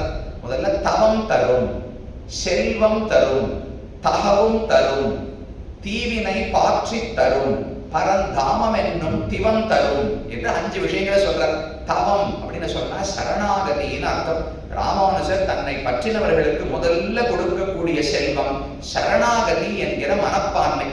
என்னாலே என்னுடைய பாபங்களை போக்கிக் கொண்டு வைகுந்தத்தை அடைய முடியாது, என் முயற்சியாலே இனிமே எனக்கு நல்லது கிடையாது, நான் பகவானுடைய தொண்டன் என்று புரிந்து கொண்டு விட்டேன், அவர்தான் இனிமேல் என்ன ரட்சிக்க வேண்டும் என்கிற ஒரு புரிதல் வருது பாருங்க. கஜேந்திரன் யானை தான் முதலையினுடைய வாயிலே காலை அகப்பட வைத்தார். 1000 ஆண்டுகள் தன்னுடைய வலிமையை நம்பி சண்டை போட்டு பார்த்தான். கடைசியில் நம்மால முடியாதுன்னு உண்மை புரிந்தது. அப்ப பகவானை அழைத்தாரோ, நீ வந்து என்னை ரட்சிக்க வேண்டும்னு. அது ஏன் 1000 வருஷம் கட்டப்பட்டு தான் உணர்ந்து கொள்ள வேண்டுமான்னு பெரியோர்கள் சொல்வது இப்பவே புரிஞ்சுக்கோ, உன்னால கண்டிப்பா முடியாது. பகவான் உபதேசிக்கிறார், பெரியோர்கள் ஆச்சாரியர்களும் உபதேசிக்கிறார்கள். சரணாகதியை தவிர நமக்கு வேறு ஒரு வழியே கிடையாது. தெய்வீகேஷா குணமயி மம மாயா துரத்யயா மாமேவையே பிரபத்தியந்தே மாயாமேதாம் தரந்திதே. கண்ணன் பகவத்கீதையில சொல்லுகிறார், இந்த மாயை, இந்த உலகம் நான் ஏற்படுத்தி வச்சிருக்கேனே, இதுக்கே மாயைன்னு பேரு. மாயைனா பொய்னு தானே சுவாமி அர்த்தம். இப்போ உலகம் எல்லாம் பொய்யானால் மாயான்னு சொன்னா ஆச்சரியமானதுன்னு சொல்றோம். நம்ம பொதுவா இந்த வெளியில மாயை வித்தைகள் எல்லாம் போய் பார்க்க போறோம் இல்ல, பார்த்தா அவர் என்ன பொய்யான விஷயத்தை காட்டுறார். அவர் ஏதோ சில காரியங்களை பண்றார், எப்படி பண்றாருன்னு நமக்கு தெரியல. அந்த ஆச்சரியமான விஷயத்தை பார்த்து மாயான்னு சொல்றோம் இல்ல. சம்ஸ்கிருதத்திலையும் மாயா என்கிற சொல்லுக்கும் ஒரு ஆச்சரியமான செயல் என்பதும் ஒரே அர்த்தம் தான். 2 அர்த்தங்களிலும் ஒரே சொல் பயன்படுத்தப்படுகிறது. இப்ப மாயைன்னு சொல்றோம், ராட்சசர்கள் எல்லாம் யுத்தம் பண்ணாலும் எல்லாம் மாயா யுத்தம் செய்தார்கள் அப்படின்னு சொல்றோம். மாயா யுத்தம்னா அப்ப அவர் அம்பு போட்டதெல்லாம் பொய்யான அம்பா. அப்ப திரும்ப ராமன் சண்டை போடவே வேண்டாம். இங்க ஒரு பாம்பு இருக்குன்னு சொல்லுவேன், உண்மையான பாம்பா இருந்தா நாம எழுத்து போடுவோம், பொய்யான பாம்பா இருந்தா யாரான பதில் போடுவாங்க. யாரான அதுக்கு பதில் ஏதாவது அடிக்கணும்னு நினைப்பாளா, ஓடுவாளா? ஒரு விஷயம் பொய்யாக இருந்தால் அதை அழிப்பதற்கு நாம் ஒண்ணுமே பண்ண வேண்டாம். அதனாலே ராட்சசர்கள் எல்லாம் மாயையாக அஸ்திரங்களை விட்டார்கள். சது தான் சம்பரஸ்ய ஆசுகாமினான்னு ராமாயணத்துல ஒரு இடத்துல வருகிறது. மாயையான அம்புகளை எல்லாம் அசுரர்கள் விட்டார்கள் சொல்றார். என்ன பொய்யான அம்புன்னு அர்த்தம்? ஆச்சரியமான அம்புகள். ஒண்ணுலேருந்து நெருப்பு வருது, ஒண்ணுலேருந்து புகை வருது, ஒண்ணிலிருந்து தண்ணீர் வருது. அப்படி ஆச்சரியமான சக்தியை உடைய அம்புகளை மாயா அஸ்திரங்கள்னு தெரிவிக்கிறார்கள். அப்ப மாயைன்னு சொன்னா ஆச்சரியம்னு அர்த்தம். இந்த சம்சாரம் எவ்வளவு ஆச்சரியமானது. ஒரு பொருளை போல இன்னொரு பொருள் இருக்கிறது கிடையாது. ஒவ்வொருத்தருக்கும் கைரேக வேறங்கிறா, ஒவ்வொருத்தருக்கும் கண்ணில் இருக்கிற வடிவம் பட்டம் வேறங்கிறா. அப்படி விசித்திரமாக பலவிதமான பிராணிகளோடு இன்னும் எத்தனையோ விஷயங்களை கண்டுபிடிச்சிட்டு இருக்கோம் இல்லையோ. உலகத்துல இப்படி இருக்கு, அப்படி இருக்கு, இது இப்படி நடக்கிறது, அப்படி நடக்கிறது, இன்னி வரைக்கும் கண்டுபிடிச்சிட்டு இருக்கோம். அந்த ஆச்சரியம் இந்த பிரகிருதிக்கு சம்சாரத்துக்கு இருக்கும் இல்லையோ. அதனால மாயைன்னு கண்ணனில சொல்லுகிறார். இந்த மாயை மே மாயா மம மாயா, எனக்கு சொந்தமானது இந்த சம்சாரம் பிரகிருதி என்பது. இது ஒன்றும் சாதாரணமான கிடையாது. துரத்தியா, இதை தாண்டுவது என்பது ரொம்ப கஷ்டம். ஒரு பெரிய சமுத்திரத்தை காமிச்சு இதை நீங்க தாண்டணும், அதற்கு இந்தாங்க ஒரு மரக்கட்டை அப்படின்னு சொன்னா என்னைக்கு தாண்டி முடிக்கிறது? பெரிய கப்பல் கொடுத்தாங்கன்னா கடலை தாண்டலாம், மரக்கட்டையை வச்சுன்னா தாண்ட முடியாது. நாம பண்ற முயற்சி எல்லாம் இந்த மரக்கட்டையாக ஏதோ தடுற மாதிரி. பிளவாக்கியதே அதிர்டா யஜ்ஞ ரூபான்னு உபனிஷத்து சொல்லுகிறது. நான் இங்கிருந்து பெரிய கடலை தாண்டணும்னு ஒரு படகுல ஏறினேன். கொஞ்சம் தூரம் போனதுக்கு அப்புறம் தான் தெரிஞ்சது இந்த படகுல ஓட்டை இருக்குன்னு. பாதியில உள்ள மூழ்கி போயிட்டேன். அதை போலத்தான் நாம பண்ற கர்மங்கள், யாகம் ஹோமம் இதெல்லாம் பண்றோமே, இதெல்லாம் எனக்கு வைகுந்தத்தை கொடுக்கும்னு நினைச்சிட்டு இருந்தேன். பாதி வழியில போச்சே திரும்ப சொர்க்கத்திலேயே நான் கொடுத்து திரும்ப திரும்ப சம்சாரத்துக்குள்ளதான் கர்மங்கள் அழைத்து போகுமே தவிர வைகுந்தத்தை ஒரு நாளும் கொடுக்கவே கொடுக்காது. அப்ப பகவானை பற்றித்தான் மோட்சத்தை அடைய வேண்டும். அதனால் அவரை நாம் தெரிந்து கொண்டு பற்ற வேண்டும். அப்படி பகவான் ஒரு நாவாயாக பிறவி கடலுள் நின்று நான் துலங்க தேவார் ஓலத்தோடும் திருச்சக்கரம் சங்கினோடும் ஆழ்வார் தெரிவிக்கிறார். அப்ப முதல்ல பகவான் செல்வம், அவரோடு இருக்கிற சம்பந்தம் செல்வம், அதுக்கு மேல பக்தி என்பது செல்வம். அப்ப சரணாகதி என்பது பகவானை நாம் பற்றுவது. இந்த பிரகிருதியிலிருந்து என்னால வெளியே தானாக வர முடியாது, பகவானுடைய துணை இருந்தால் தான் வெளியே வர முடியும்னு புரிஞ்சுக்கணும். பண்ணி சரணாதி வேணும். அந்த சரணாகதியை ஒரு தவம்னு தெரிவிக்கிறார்கள். தவம் தரும்னு சொல்றாரு. ஏன் சரணாகதியை தவம்னு சொல்றாருனால், தபஸ் என்றால் ஏதோ ஒரு பொருளை எடுத்து ஒரு செயலை எடுத்துக்கொண்டு அதை விடாம தொடர்ந்து பண்ணணும். ஒரு சின்ன செயலா இருக்கலாம். நான் உப்பு போட்டு சிரவணத்தன்னைக்கு சாப்பிட மாட்டேன், ஒரு இடத்துல ஒரு விஷயத்தை எடுத்துட்டோம்னால் இதை தொடர்ந்து பல மாதங்களுக்கு பண்ணோம்னா விரதம்னு சொல்றோம். ஏகாதசி விரதம்னு சொல்றோம். சாப்பிடாம இருக்கிறது விரதம் அப்படின்னா, இப்ப அடி ஒண்ணு சாப்பிடல விரதம் இருக்கேன்னு சொல்லலாமா? அது ஒரு 10 மணி நேரம். 10 மணி நேரம்னா அது இன்னைக்கு பண்றது. விட்டு விட்டு சாப்பிட்டு விட்டு விட்டு சாப்பிடாம இருக்கணும்னு சொல்றாரு. அது இல்ல. ஏகாதசி விரதம் தசமி சாயங்காலத்திலிருந்து துவாதசி கார்த்தால வரைக்கும் சாப்பிடாம இருக்கேன்னா அது ஒரு விரதம். நான் அடுத்த 10 நிமிஷத்துக்கு சாப்பிடாம இருப்பேன்னா அது விரதம் எல்லாம் கிடையாது. அப்ப நீண்டு ஒரு காலத்துக்கு அதை செய்ய வேண்டுமோ இல்லையோ. அதே போலத்தான் நாம் ஒரு தவத்திலே இருக்கிறோம். என்ன தவம்? நான் என்னை ரட்சித்துக் கொள்வதற்கு முயற்சி எடுக்க மாட்டேன் என்கிற உறுதியோடு தபஸ்ல இருக்கணும். நமக்கு சக்தி இல்லை என்பது வேறு. நம்ம ரட்சித்துக் கொள்வதற்கு நம்மளால இயலாது. அப்படியே இயலும் என்றாலும் சக்தி இருந்தாலும் நான் என்னை நம்ப மாட்டேன், பகவானுக்கு காத்திருப்பேன்னு சொல்லணும். அதுக்குதான் சரணாகதின்னு பெயர். சீதை அசோகவனத்துல 10 மாதங்கள் இருந்தாலும் ஏன் அவளுக்கு வெளியில் விட தெரியாதா? மகாலட்சுமியினுடைய அவதாரம். ஒரு நிமிஷம் நினைச்சா ராவணனை அழித்து விட்டு திரும்ப ராமனிடத்திலே வந்திருக்கலாம். ஆனா அவ பண்ணவே இல்லை. ராமன் வரட்டும், 2 மாசம் ஆச்சோ 10 மாசம் ஆச்சோ, ராமன் வரட்டும்னு காத்திருந்தாலும். ஏன் காத்திருந்தாள்னால், நான் என்னை ரட்சித்துக் கொள்வது என்பது தவறு. எனக்கு யார் தலைவன்? என் சொத்துக்கு உடையவர் சுவாமின்னு சொல்றேன். இப்ப பொதுவா ஒரு சொத்துக்கு ஏதாவது ஒரு ஆபத்துன்னா யார் முயற்சி பண்ணுவா ரட்சிப்பதற்கு? சொத்து தன்னைத்தானே ரட்சிச்சுக்குமான்னு. இப்ப இந்த கைபேசி இருக்கு, இதை இங்கடைய விட்டுட்டு போயிடுறேன்னு சொல்றேன். வண்டியில ஏறிட்டேன், கொஞ்சம் தூரம் போயிட்டேன். இது உடனே இன்னொரு ஒரு வண்டியை பிடிச்சு, ஐயோ என் சுவாமி என்னை விட்டுட்டு போயிட்டார், நான் அவர்கிட்ட போகணும்னு பின்னாடி துரத்திட்டு வருவான்னு. நான் தான் திரும்ப வரணும். ஐயோ இதை விட்டுட்டு போயிட்டேன்னு திரும்ப எடுத்துட்டு போகணும். அப்ப சொத்தை ரட்சிப்பது, சொத்து என்னைக்குமே முயற்சி எடுக்காது. சுவாமி தான் முயற்சி எடுக்க வேண்டும். நாம் எல்லாம் பரமாத்மாவுக்கு சொத்து தானே. அப்ப நான் முக்தி அடையணும், நான் பணக்காசு அடையணும், நான் உயர்வை அடைய வேண்டும். எல்லாத்தையும் நான் முயற்சி பண்ணா அவர் சுவாமி என்று நான் ஏற்றுக்கொள்ளவில்லைன்னு ஆகிவிடுகிறது. நான் முயற்சி பண்ற வரைக்கும் பகவான் எனக்கு ஒன்னும் வந்து கேட்கவே மாட்டார். சரி பண்ணி பார்க்கட்டும், அவனால என்ன முடியறதோ செய்யட்டும். முடியாதுன்னு புரிந்து கொண்ட பிறகு தான் வந்து நம்மை ரட்சிக்கிறார். அதனால இதை தவம்னு சொல்லுகிறார்கள். அந்த தபஸ ராமானுஜர் கொடுப்பார். சரணாகதி என்றால் என்னன்னு புரிய வைத்து அந்த ஒரு நிஷ்டை, அந்த ஒரு நிலையை வழங்குகிறார். அது ஒரு செல்வம். தவம் தரும், செல்வம் தரும். அடுத்தது செல்வம்னு ஒண்ணு சொல்றார். அதுதான் பக்தி என்கிற செல்வம். நம்ம ஸ்ரீ வைஷ்ணவ ஸ்ரீ அப்படின்னு சொல்லுவார்கள். ஸ்ரீ ஸ்ரீனா செல்வம் அர்த்தம். வைஷ்ணவன் அப்படின்னா பகவானுடைய பக்தன். பக்தனிடத்தில் இருக்கிற செல்வம் என்ன? பக்தி. அவ்வளவுதான். அதுக்கு மேல பக்தன் கிட்ட பணம் காசு இருக்குமான்னு யோசிக்க கூடாது. பக்தனுடைய செல்வம்னு சொன்னால் அது பக்தி என்பதுதான் செல்வம். அதைத்தான் செல்வம் தகவும் தரும்னு தெரிவிக்கிறார். அப்புறம் சரியா பிறவி பவந்தரும் தீவினை பாற்றி தரும். நாம பண்ண பாவங்களை எல்லாம் போக்கி கொடுப்பாராம். பரந்தாமம் என்னும் திவம் தரும். வைகுண்டம் என்கிற உயர்ந்த நகரத்தையே நமக்கு வழங்குகிறார். தீதில் ராமானுஜன் தொல்லருள் சுரந்தே என்று இப்படி எல்லாவற்றையும் ராமானுஜர் வழங்குகிறார். அப்போ பக்தியை கொடுக்கிறார், பகவான் என்கிற செல்வத்தையே நமக்கு கொடுக்கிறார், அவனோட நெருக்கத்தை கொடுக்கிறார், கைங்கரியத்தை கொடுக்கிறார். ஒவ்வொருபடியா பார்க்கணும். பகவான் செல்வம், அவனோடு சேர்ந்து இருப்பது செல்வம், அவனிடத்துல பக்தியோடு இருப்பது செல்வம். சேர்ந்து இருக்கேங்கிறதுக்காக வெறுப்போடு இருந்தா பிரயோஜனம் கிடையாது. இப்ப சிசுபாலன் கூட தான் கண்ணன் வாழ்ந்த அதே காலத்திலே அதே ஊரிலே தான் வாழ்ந்து வந்தார். அவருக்கு என்ன செல்வம் இருந்ததுன்னு சொல்ல முடியுமா? செல்வமே இல்லை. ஏன்னா பக்தி இருந்தால் தான் செல்வம். கண்ணனோடு சேர்ந்திருந்தால் மட்டும் போராது. அந்த பக்திக்கு அடுத்து என்ன பண்ணணும்? பகவானை ஆனந்தமாக அனுபவிக்க வேண்டும். நேர கைங்கரியம்னு சொல்லக்கூடாது. பக்தி கைங்கரியம், அன்பு தொண்டு என்று சொன்னால் அதுல நடுவுல ஏதோ ஒன்று விட்டுருக்குன்னு அர்த்தம். ஏன்னா தொண்டு செய்ய வேண்டும் என்று வெறும ஒரு அன்பு இருப்பதனால் மட்டும் ஏற்பட்டு விடாது. அந்த அன்போடு அவரோடு பழக வேண்டும்.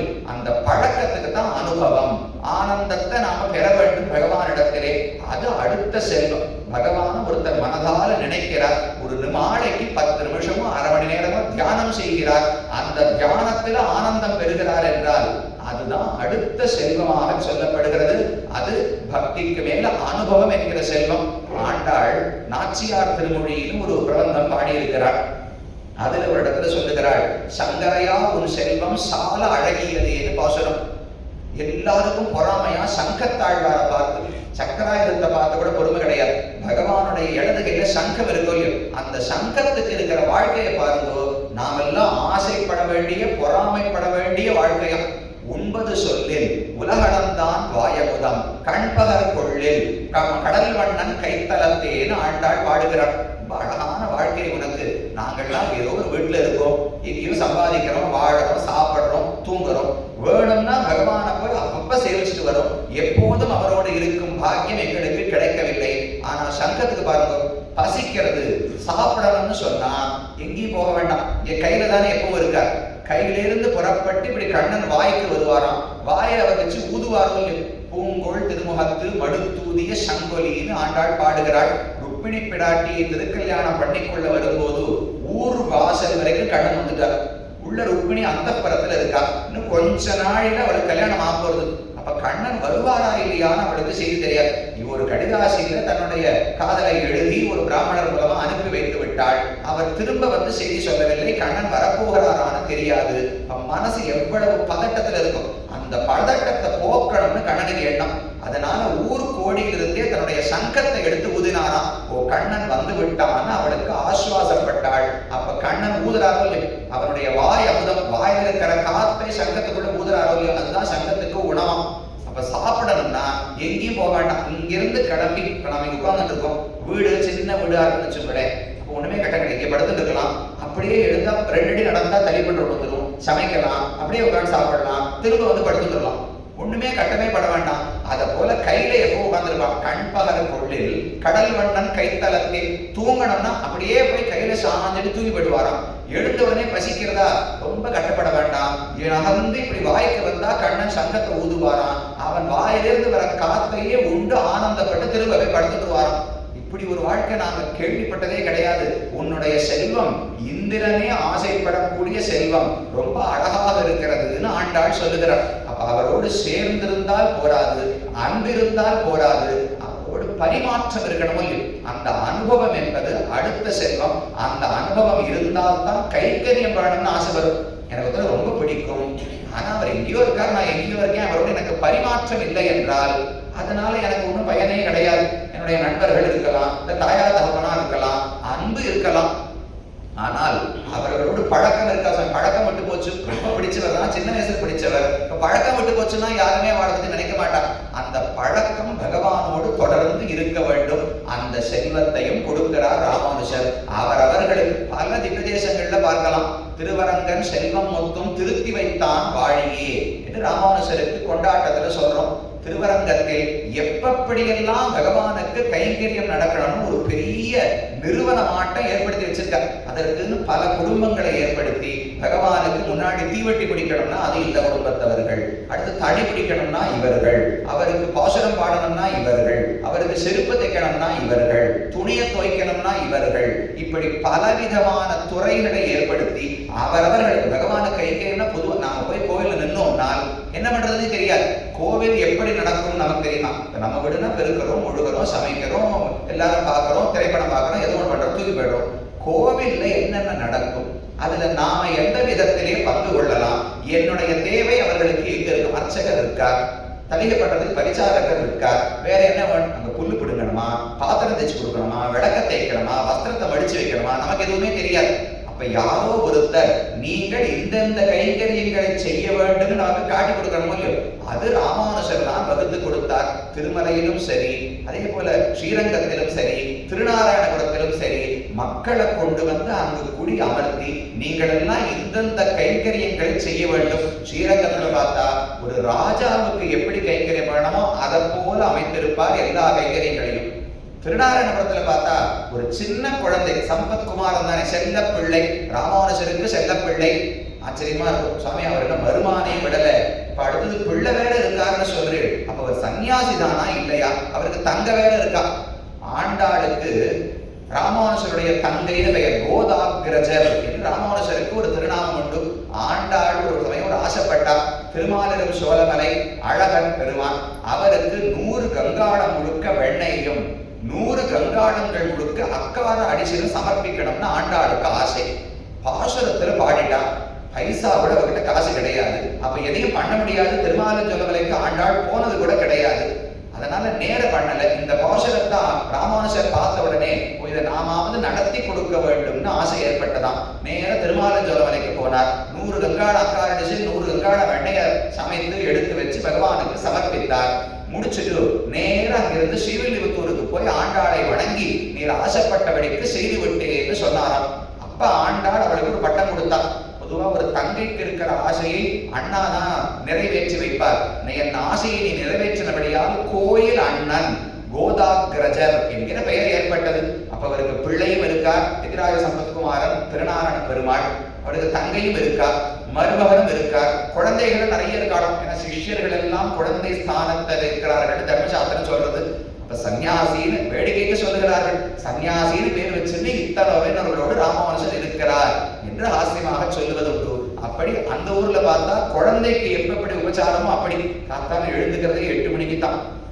மற்ற கோவில் விஸ்வரூபம் எல்லாம் 5:30, 6, மலையாள தேசம் போனோம்னா 4, 4:30 அப்படித்தான் இருக்கும். திருநாராயணபுரத்துக்கு போங்க, நாம ஏதாவது இது சரியா அடிக்காம போயிடுது, 7:30 மணி ஆயிடுது, அதை பதறி எழுந்து ஐயோ கோவில் விஸ்வரூபம் முடிஞ்சிருக்குமோ விட்டுட்டோமோன்னு குளிச்சுட்டு அவசரமா கோயிலுக்கு போனோம்னால் இல்லையே ரொம்ப ஏன் இவ்வளவு சீக்கிரம் வரேன், இன்னும் விஸ்வரூபத்துக்கு 1 மணி நேரம் இருக்கேன்னு சொல்லி அனுப்பிச்சிருவா. 8, 8:30 மணிக்கு தான் பெருமான் முதல்ல ராமானுஜருக்கு முன்னாடி எழுந்துருவார். பெருமானுக்கு விஸ்வரூபம் 8, 8:15 பிராட்டிக்கு அப்பதான். அதுக்கப்புறம் திருவாராதனம் எல்லாம் ஆகி கோட்டி நடந்து மெதுவா நடக்கும். அப்ப குழந்தைக்கு எப்படி பண்ணணுமோ அங்கே ஏற்படுத்தினார், ராஜாவுக்கு எப்படி பண்ணணுமோ இங்கே ஏற்படுத்தினார். இத்தனை கைங்கரியத்துக்கு வழிவகுத்ததும் சுவாமி ராமானுஜர் தான். அதனால கைங்கரியம் என்கிற செல்வத்தையும் அவரை வழங்குகிறார். அது ஒரு செல்வம். இதை போல எத்தனையோ செல்வங்கள் சொல்லிக்கொண்டே போகலாம். அனுபவிக்கணும், கைங்கரியம் பண்ணணும், அனுபவஜனித பிரீதிகாரித கைங்கரியம்னு தெரிவிப்பார்கள். இத்தனை செல்வங்களையும் ராமானுஜர் தன்னுடைய பக்தர்களுக்கு வழங்குகிறார் என்று இந்த பாசுரத்திலே தெரிவித்தார். அப்ப உலக செல்வம் நமக்கு தாழ்ச்சியை கொடுக்கிறது, திரும்ப திரும்ப சம்சாரத்தில் கவலையை கொடுத்து ஆழ்த்துகிறது. இந்த வைதிகமான செல்வம் வேறமே ஒரு செல்வம்னு சொல்லலாம். சாகிஸ்ரீ அமிர்தாசதாம்னு ஒரு மந்திரம். நமக்கெல்லாம் செல்வம் எதுனால் எப்போதும் இருக்கக்கூடிய வேதங்கள் தான் முதன்மையான செல்வம்னு ஒரு வாக்கியம் இருக்கு. அப்ப அதே சேர்த்துக்கோங்க. இந்த எல்லா செல்வத்தையுமே ராமானுஜர் வழங்குகிறார். சரி சுவாமி இப்படி வாழுது, வாழ்ந்தால் தான் பணங்காசு இருந்தால் தானே கைகறி பண்ண முடியும், பணங்காசு இருந்தால் தானே மற்ற எதையும் செய்ய முடியும்னால் அதற்கு தேவையான செல்வத்தை ராமானுஜர் வழங்குவார். இப்ப மாத்திடணும். முதல்ல உலக செல்வத்தை கொடுக்க மாட்டார், வைதிக செல்வத்தை மட்டும்தான் கொடுப்பார், ஆன்மீக செல்வத்தை கொடுப்பார்னு முதல்ல சொல்றார். அதுக்கப்புறம் என்ன சொன்னார்? சரி வெறும போனா போறது, வெறும ஆன்மீக செல்வம் வேண்டாம், உலகத்து செல்வத்தையும் கொடுப்பார் என்று பிற்பாடு சேர்த்துக் கொள்ளுகிறார். ஏன் அதை முதல்ல சொல்லக்கூடாதா? ஆமாமா, நீ வைதிக செல்வம் கொடுப்பாரா உலக செல்வம் கொடுப்பாரானால் உலக செல்வத்தை வழங்குவார் ராமானுஜர் அப்படின்னு முதல்ல சொல்லிட்டோம்னு வச்சுக்கோ. அப்போ உலகத்துல எல்லாரும் என்ன நினைச்சிருவா, உலக செல்வத்துக்காக இவரிடத்திலே போகலாம். இப்ப இந்த காலத்துல சொல்றாங்க சர்ப்பதோஷம் இதெல்லாம் இருந்தா ராமானுஜர் ஸ்ரீபெரும்புதூர்ல போய் சேமிப்பு, திருவாதிரை திருமஞ்சம் நடக்கும் போது பால் வாங்கி கொடுத்தா சர்ப்பதோஷம் போகும் இப்படின்னு இப்போ அண்மை காலத்துல ஒரு சொல்லப்பட்டு வருகிறது. அதனால அதிகமா எல்லாரும் வரா. அப்ப என்ன ஆயிடுது, இவர் செல்வத்தை கொடுப்பார்னு மட்டும் முதல்ல சொன்னா அப்ப வருபவர்கள் எல்லாம் செல்வத்தை ஆசைப்பட்டு வந்துடுவாங்க. இப்ப நம்ம செல்வத்தை பணம் சம்பாதிக்கிறோம் இல்லை, அதுல ஒரு சரியான முறை இருக்கிறது. கல்விக்கு அப்புறம் பணம் வரணுமா, அப்புறம் அந்த பணத்தை சரியா செலவழிப்பானா. கல்வி இல்லாமல் ஒருவனுக்கு பணம் வந்துவிட்டால் அதை எப்படி செலவழிக்கிறதுன்னு தெரியாம அதர்மத்தின் பாதையிலே போய்விடுகிறான். இந்த சம்ஸ்கிருதத்துல சின்ன வயசுல ஒரு ஸ்லோகம் சொல்லிக் கொடுப்பா, சுபாஷிதங்கள் அப்படின்னு சில ஸ்லோகங்கள் எல்லாம் சொல்லிக் கொடுப்பா. அதுல ஒரு ஸ்லோகம் சொல்லுகிறது, வித்யா ததாதி வினயம் வினயாத்யாதி பாத்திரதாம் பாத்திரத்வா தனமாப்னோதி தனா தர்மம் தத சுகம். இது ஒரு அழகான ஒரு சூத்திரம். எந்த கிரமத்துல நாம் முன்னேறணும்னு சொல்றது. வித்யா ததாதி வினயம், முதல்ல கல்வியை கற்றோம் என்றால் பணிவு ஏற்படுமா, பணிவு ஏற்பட்டால் தான் பாத்திரதா தகுதி ஏற்படுகிறது. பணிவு என்பதுதான் முக்கியமான தகுதி. எதற்கு? பாத்திரத்வா தனம் ஆப்னோதி, ஒருவன் செல்வத்தை சேர்க்க வேண்டும் அடைய வேண்டும் என்றால் அதுக்கு அடிப்படை தகுதி பணிவு. அந்த பணிவு எப்படி வரும்? கல்வியினால வரும். அந்த கையில பணம் வந்துடுதோ இல்லையோ, பணத்தை கொண்டு சுகம் அப்படின்னு சொல்லியிருக்கணும். அவர் அப்படியானா சொல்லல. அதுக்கு நடுவுல ஒண்ண சேர்த்தார், தனாத்து தர்மம் தத சுகம், செல்வத்தை கொண்டு தர்மத்தை செய்ய வேண்டும், தர்மத்தின் மூலம் சுகத்தை அடைய வேண்டும்னு சொல்றார். அப்ப முதல்ல படிப்பு, அதனால பணிவு, அதனால பணம், அதிலிருந்து தர்மம், அதிலிருந்து சுகம். இந்த பாதையில போனோம்னால் கையில பணம் வரத்துக்கு முன்னாடி எனக்கு பணிவு வந்துடுது. கையில பணம் வரதுக்கு முன்னாடி நான் எதற்காக செலவழிக்கணும்னு தர்மத்தை நான் அறிந்து கொண்டு விட்டேன். அப்ப தப்பா செலவழிக்க மாட்டேன். ஆனா இந்த காலத்துல என்ன பண்றோம், நாம முதல்ல பணம் 24 வயசுல இருந்து கடகட கடகன்னு வர ஆரம்பிச்சிருது. உடனே செலவழிக்க ஆரம்பிக்கிறோம். 45-50 ஆகும் போது இது என்ன, இன்னும் தேவையில்லாம செலவழிக்கிறேன்னு, இது நல்ல செலவாவே தோணலையே, இதை விட உயர்ந்த ஏதாவது ஒரு காரியத்துக்காக பண்ண முடியுமான்னு எண்ணம் வருது. உடனே என்ன பண்றோம், ஏதாவது அன்னதானம் பண்ணலாமா, அநாத ஆசிரமத்துக்கு கொடுக்கலாமா, வேற மருத்துவ வசதி கொடுக்கலாமான்னு அப்ப தர்மத்தை தேடி வரும். இந்த தர்மம் தான் சரியான செலவு முன்னாடியே தெரிஞ்சுதா, 24 இருந்து 54 வீணா போயிருக்காதோ எல்லாத்தையும் நாம திரும்ப பண்ணிட்டு இருக்கோம். முதல்ல பணம் வந்துடுறது, அதை தப்பா செலவழிக்க ஆரம்பிச்சிடுறேன். ஏன்னா தர்மம் எது, என் கடமை எதுன்னு தெரியாது. எப்படி பணத்தை செலவழிக்கணும்னு யாரும் சொல்லிக் கொடுக்கல. அப்ப முதல்ல பணம் வந்து செலவழிக்க ஆரம்பிச்சிடுறேன். கண்டிப்பா ஒரு நாள் எல்லாருக்கும் புரியும், நான் பண்ற செலவெல்லாம் வீண். இந்த எந்த பொருள் நான் எத்தனை பாத்திரம் சேர்த்தாலும், வேட்டி சேர்த்தாலும், புடவை சேர்த்தாலும், நகை சேர்த்தாலும் இதனால யாருக்குமே பயன், எத்தனை போட்டுக்க முடியும். இப்ப இங்க வரும்போது அப்படியே எல்லாரும் இங்கிருந்து இடுப்பு வரைக்கும் நகையா அடிக்கிட்டு வர முடியுமா? கேட்க போறது உபன்யாசம். ஆனா நீங்க செல்வம்னு தலை போட்டிருந்தீரோலே, அதனால நிறைய அட்டிகள் எல்லாம் போட்டு வந்தீரோனா சொல்லலாம். அப்படி பயன்படுத்த முடியாது. செல்வத்தின் பயன்பாடு நம் வாழ்க்கைக்கு ரொம்ப குறைவாகத்தான் தேவை. அது ஒரு நாள் புரியும். அப்ப இது என்ன பண்ணலாம், யாருக்கான உதவி பண்ணலாமான்னு கேட்போம். அந்த உதவிக்கு தான் தர்மம்னு பெயர். பகவானுக்கு நம்முடைய நன்றியை செலுத்துவதற்கு தர்மம்னு பெயர். மற்ற மனிதர்களுக்கு உதவி பண்றதுக்கு தர்மம்னு பெயர். சாஸ்திரத்துல 2 வெவ்வேறு பெயர்கள் சொல்லப்படுகின்றன. இஷ்டாபூர்த்தம்னு சொல்லுவார்கள். இஷ்டம்னு சொன்னா தேவதைகளுக்கு நாம செய்யக்கூடிய பூஜைகள். பூர்த்தம்னு சொன்னால் மனிதர்களுக்கும் விலங்குகளுக்கும் செய்யக்கூடிய உதவிகள். இஷ்டாபூர்த்தம் பகுதாஜாதம் ஜாயமானம் விஸ்வம் விபக்தி புவனஸ்ய நாபிகி. பகவானா இதுக்கெல்லாம் மூலமா இருக்காராம். இந்த இஷ்டாபூர்த்தங்கள் எல்லாம் நடப்பதை சுமந்து கொண்டு தாங்கிக் கொண்டு தர்மத்தை நடத்தி கொண்டு பெருமான் இருக்கிறார். அப்ப அது சரியான வழி. முதல்ல கடமை என்னன்னு தெரிஞ்சுக்கணும், அப்புறம் பொறுப்பு சக்தி வர வேண்டும், பணம் வர வேண்டும். முதல்ல பணம் வந்துட்டா பண்றது என்னன்னு தெரியாது, தவறான பாதையில போயிடும். அதனால ராமானுஜர் உலக செல்வம் கொடுப்பாரான்னு கேட்டார். கொடுப்பார்னு முதல்ல சொல்லக்கூடாது. சொன்னா என்ன, வரவர்கள் எல்லாம் செல்வத்தை ஆசைப்பட்டு ராமானுஜர் கிட்ட வந்துருவார். அதெல்லாம் ராமானுஜர் கொடுக்க மாட்டார். நல்ல பக்தி கொடுப்பார், பகவானையே பெற்றுக் கொடுப்பார், கைங்கரியம் கொடுப்பார்னு முதல்ல சொல்லணும். அதுல ஆசை இருப்பவன் ராமானுஜர் இடத்துல வருவானோ இல்லையோ, வந்ததற்கு பிறகு சந்தேகம் வரும். அப்ப நான் எப்படி வாழறது, கொஞ்சமாவது பணம் காசு இருந்தால் தானே வாழவும் முடியும். ஒரு புஷ்ப சமர்ப்பிக்கணும்னா பணம் வேண்டாமா, ஒரு பழம் வாங்கி சமர்ப்பிக்கணும்னா பணம் வேண்டாமா, அடிப்படை தேவைகளுக்கு வேணுமேனு அப்புறம் கேள்வி வருமோ இல்லையோ. அப்ப இதே பாட்டுக்கு வேற அர்த்தம் சொல்றார். செல்வமும் சேரும்னு சொன்னால் உலக செல்வத்தையும் ராமானுஜர் வழங்குவார். ஆனால் கைங்கரியத்துக்காக தேவைப்பட்ட செல்வத்தை வழங்குவார். முதல்ல செல்வத்தை கொடுத்துட்டு நீ என்ன வேணாலும் பண்ணுன்னு சொல்ல மாட்டார். இதுதான் நீ வாழ வேண்டிய முறைன்னு காண்பித்து விட்டு அதற்கு பிறகு செல்வமும் சேரும். யாரெல்லாம் செல்வத்தின் பின் போகிறார்களோ அவர்களுக்கு பணம் சேரவே சேராதாம். யாரெல்லாம் பகவானை தேடுகிறார்களோ அவர்களை தேடி தேடி பணம் காசு வருமா. நின்னையே தான் வேண்டி நீள் செல்வம் வேண்டாதான் தன்னையே தான் வேண்டும் செல்வம் போல் மாயத்தால் ஆழ்வாருடைய குலசேகர ஆழ்வாருடைய கோஷம். ஒருவர் செல்வத்தை வேண்டினா அது ரொம்ப அப்படியே ஏமாத்தும். வரும் வராம போகும், இருக்கிறாமல் இருக்கும், திடீர்னு ஓடி போயிடும். ஆனா எனக்கு பணக்காசு வேண்டாம், எனக்கு பெருமான் தான் வேணும்னு ஆசைப்பட்டுட்டா திரும்ப பணம் நம்மள துரத்திட்டு வருமா. என்னைய வச்சுக்கோயே, என்னைய நானும் கூட இருக்கேன்னு பணம் திரும்ப சுரத்திட்டு வருமா. அந்த செல்வத்தை ராமானுஜர் கொடுக்கிறார். பக்தர்களுக்கும் பகவானுக்கும் கைங்கரியம் பண்ணுவதற்கு வேண்டிய செல்வத்தை கண்டிப்பாக ஆச்சாரியர் வழங்குகிறார்கள். அதானா கடைசியில தான் சொல்லுவார். பணம் காசு கொடுப்பார் முதல்ல சொல்லவே கூடாது. முக்தி கொடுப்பார், சரணாகதி கொடுப்பார், பக்தி கொடுப்பார், கைங்கரியம் கொடுப்பார். அதற்கு தேவையான செல்வத்தையும் கொடுப்பார். நல்ல பதத்தால் மனை வாழ்வர் கொண்ட பெண்டில் மக்களே நம்மாழ்வாருடைய ஒரு வாசகம். பொதுவா ஆழ்வார்கள் எல்லாம் மோட்சம் கிடைக்கும், ஆனந்தம் கிடைக்கும், சம்சாரம் விலகி போய்விடும், பாவங்கள் எல்லாம் தீரும், இப்படித்தான் ஆசீர்வாதம் பண்ணுவா. சீக்கிரம் மோட்சம் கிடைக்கட்டும், சீக்கிரம் உயிர் போகட்டும், சீக்கிரம் வைகுந்தத்துக்கு போகணும், எல்லாரும் ஆசீர்வாதம் பண்ணலாம். இந்த பாட்டில் மட்டும் ஆழ்வார் என்னமோ மனசு மாயப்படுத்து.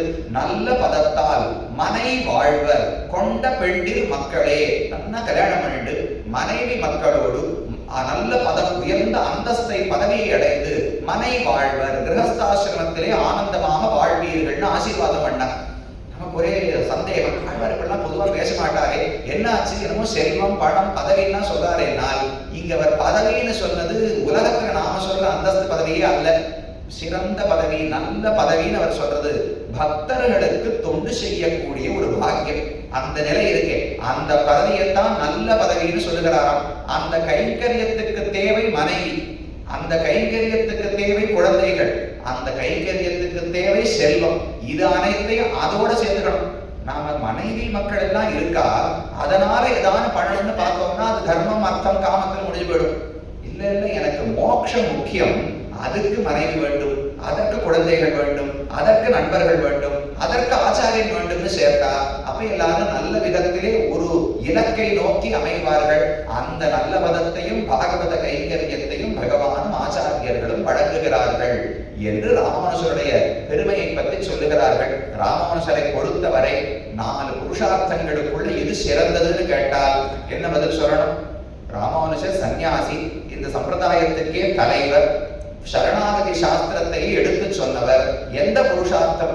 அறம் பொருள் இன்பம் வீடு, 4 புருஷார்த்தங்களுக்குள்ள எது முக்கியம்னு கேட்டால் காமம் தான் முக்கியம்னு தெரிவிப்பார். காமம்னா இன்பங்களை அனுபவிப்பது.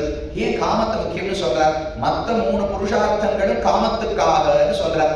நாம கீழே வேற மாதிரி பார்த்தோம். தர்மம் அர்த்தம் காமம், இந்த 3க்குள்ளே தர்மமும் அர்த்தமும் காமத்துக்காக ஏற்பட்டிருக்கின்றன. காமம்னு சொன்னா உலக இன்பங்களை அனுபவிப்பது, அதுக்கு பணம் காசு வேணும் இல்லையா, அதற்கு புண்ணியம் வேண்டும். அப்ப தர்மமும் அர்த்தமும் காமத்துல கொண்டு போய் விடும்.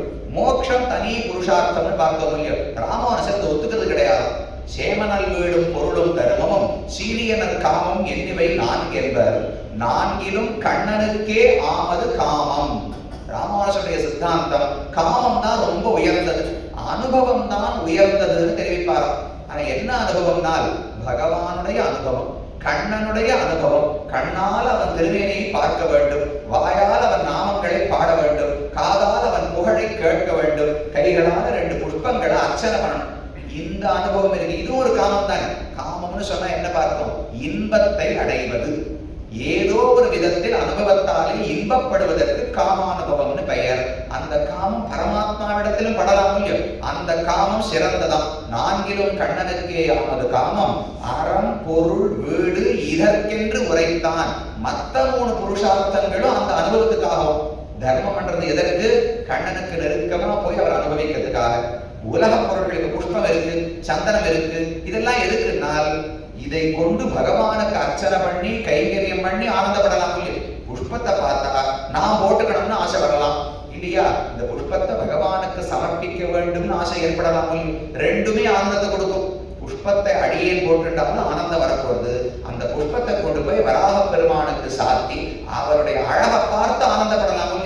கல்லார் குழாயும் கணவளரும் பூவளையும் முள்ளார் முளரையும் ஆம்பலம் முன் கண்டக்கால் புள்ளாய் ஒரு இனமாய் முக்கிடந்தான் பொன்னடிக்கென்னு உள்ளாதார் உள்ளத்தை உள்ளமா கொள்ளுமேன்னு ஆழ்வார் பாசுரம். ஒரு புஷ்பத்தை பார்த்த உடனே இது பகவான் திருமுடியில அவருடைய குழந்தை சாத்தினா அழகா இருக்குமே நினைச்சா அந்த மனசுன்னு ஒத்துக்கலாமா?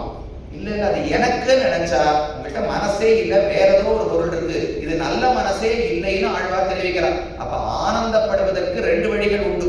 புஷ்பத்தையோ சந்தனத்தையோ எதையோ நான் அனுபவிக்கலாம், இல்ல பகவானுக்கு சமர்ப்பித்து அதை நான் பார்த்து ஆனந்தப்படலாம் இல்லையோ. அப்ப தர்மமும் பகவானை அனுபவிப்பதற்காக, உலக பொருட்கள் காமமும் பகவானுக்கு சமர்ப்பித்து ஆனந்தப்படுவதற்காக.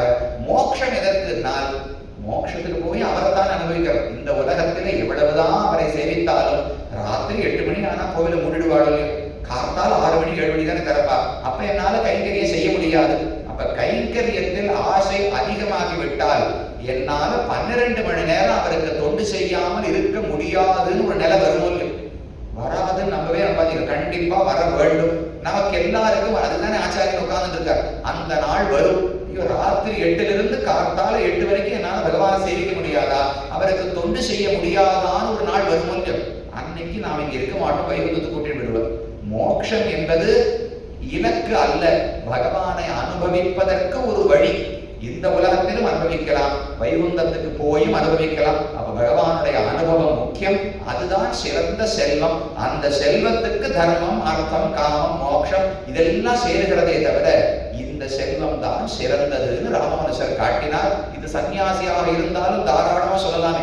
இந்த உலக செல்வத்தை தான் சன்னியாசி ஆசைப்படக்கூடாது. இந்த பகவான் என்கிற செல்வத்தை, பக்தியை, கைங்கரியத்தை அவரும் ஆசையோடு ஏற்றுக்கொண்டார். அதையே தன்னுடைய சிஷ்யர்கள் அனைவருக்கும் எடுத்து உரைத்தார்.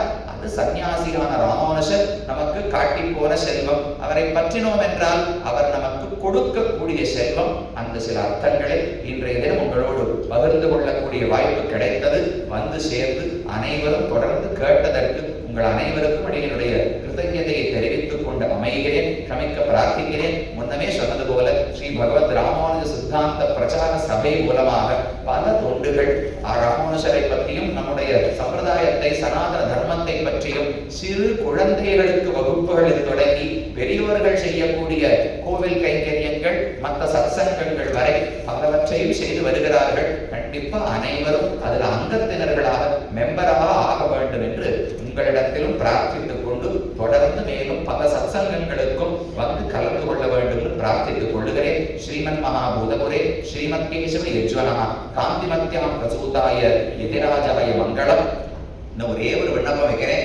புது இடங்கிறதுனால உங்களுடைய தொலைபேசி எண்ணு நம் எங்ககிட்ட இருந்தா அடுத்தது இதை போல ஏதோ ஒரு நிகழ்ச்சி நடக்கும்போது உங்களுக்கு தெரிவிப்பதற்கு எளிமையா இருக்கும். அப்படின்னு ஒரு நம்பர் சொல்றேன், அதுக்கு எல்லாரும் ஒரு மிஸ்டு கால் மட்டும் கொடுக்கணும்னு பிரார்த்திக்கிறேன். உங்க போன் எடுத்துக்கோங்க, நான் நம்பர் சொல்றேன். ஒரு மிஸ்டு கால் கொடுத்தீங்கன்னா அது எங்க டேட்டா பேஸ்ல ஸ்டோர் ஆயிடும். அடுத்தது இந்த தானே இந்த வகை ஏன் நடக்கும்போது உங்களுக்கு சொன்னால் நீங்க வருவதற்கு இல்லாட்டா ஃபேஸ்புக்கா எப்படிங்கிறது நீங்க பார்க்கலான்னு உறுதி கிடையாது, நாங்க போடுறது வருமானம் தெரியாது.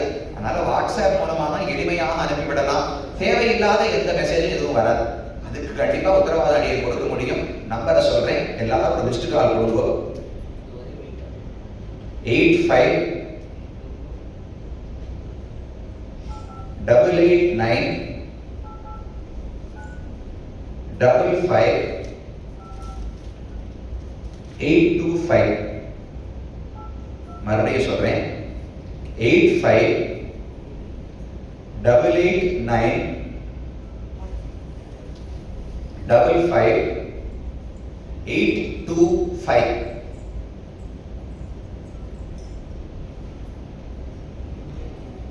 அது ஒன்றும் எல்லாரும் மிஸ்டு கால் கொடுத்துருந்தோம். அடுத்து இன்னும் ஒரே ஒரு அனௌன்ஸ்மெண்ட். கிஞ்சித்காரம் தர்ம சம்ஸ்தாபனம் மூலமாக இந்த வருஷம் அக்டோபர் மாசத்துல ஒரு யாத்திரை, பாரதத்தினுடைய கிழக்கு பகுதியில் இருக்கக்கூடிய சில திவ்ய கஷேத்திரங்களுக்கு ஒரு யாத்திரை ஏற்பாடு செய்திருக்கிறோம்.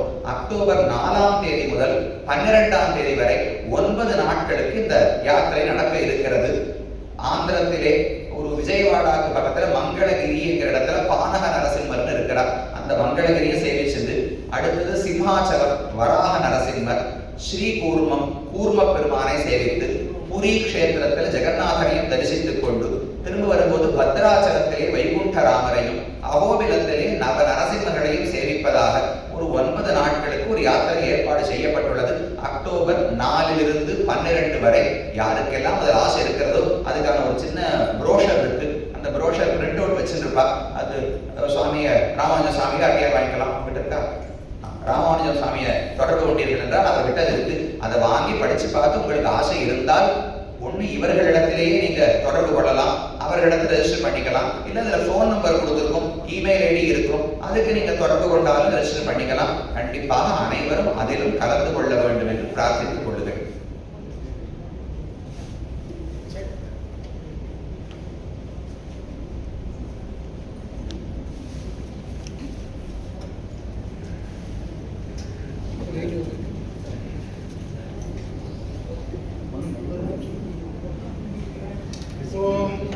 सांग्रहण्येष्ठ्यायजते इमान् जनतागं सङ्गृह्णानीति द्वादशारत्नीदशना भवति द्वादशमासाः संवत्सरमेवावरुन्धे मौञ्जी भवति ऊर्ध्वे मुञ्जाः ऊर्ध्वमेवावरुन्धे चित्रा नक्षत्रं भवति चित्रं वा एतत् कर्म यदश्वमेधः समृद्ध्यै अग्नेनय सुपथारागे अस्मान् विश्वान् देव वयुनानि विद्वान् विद्वत्सम्भावना.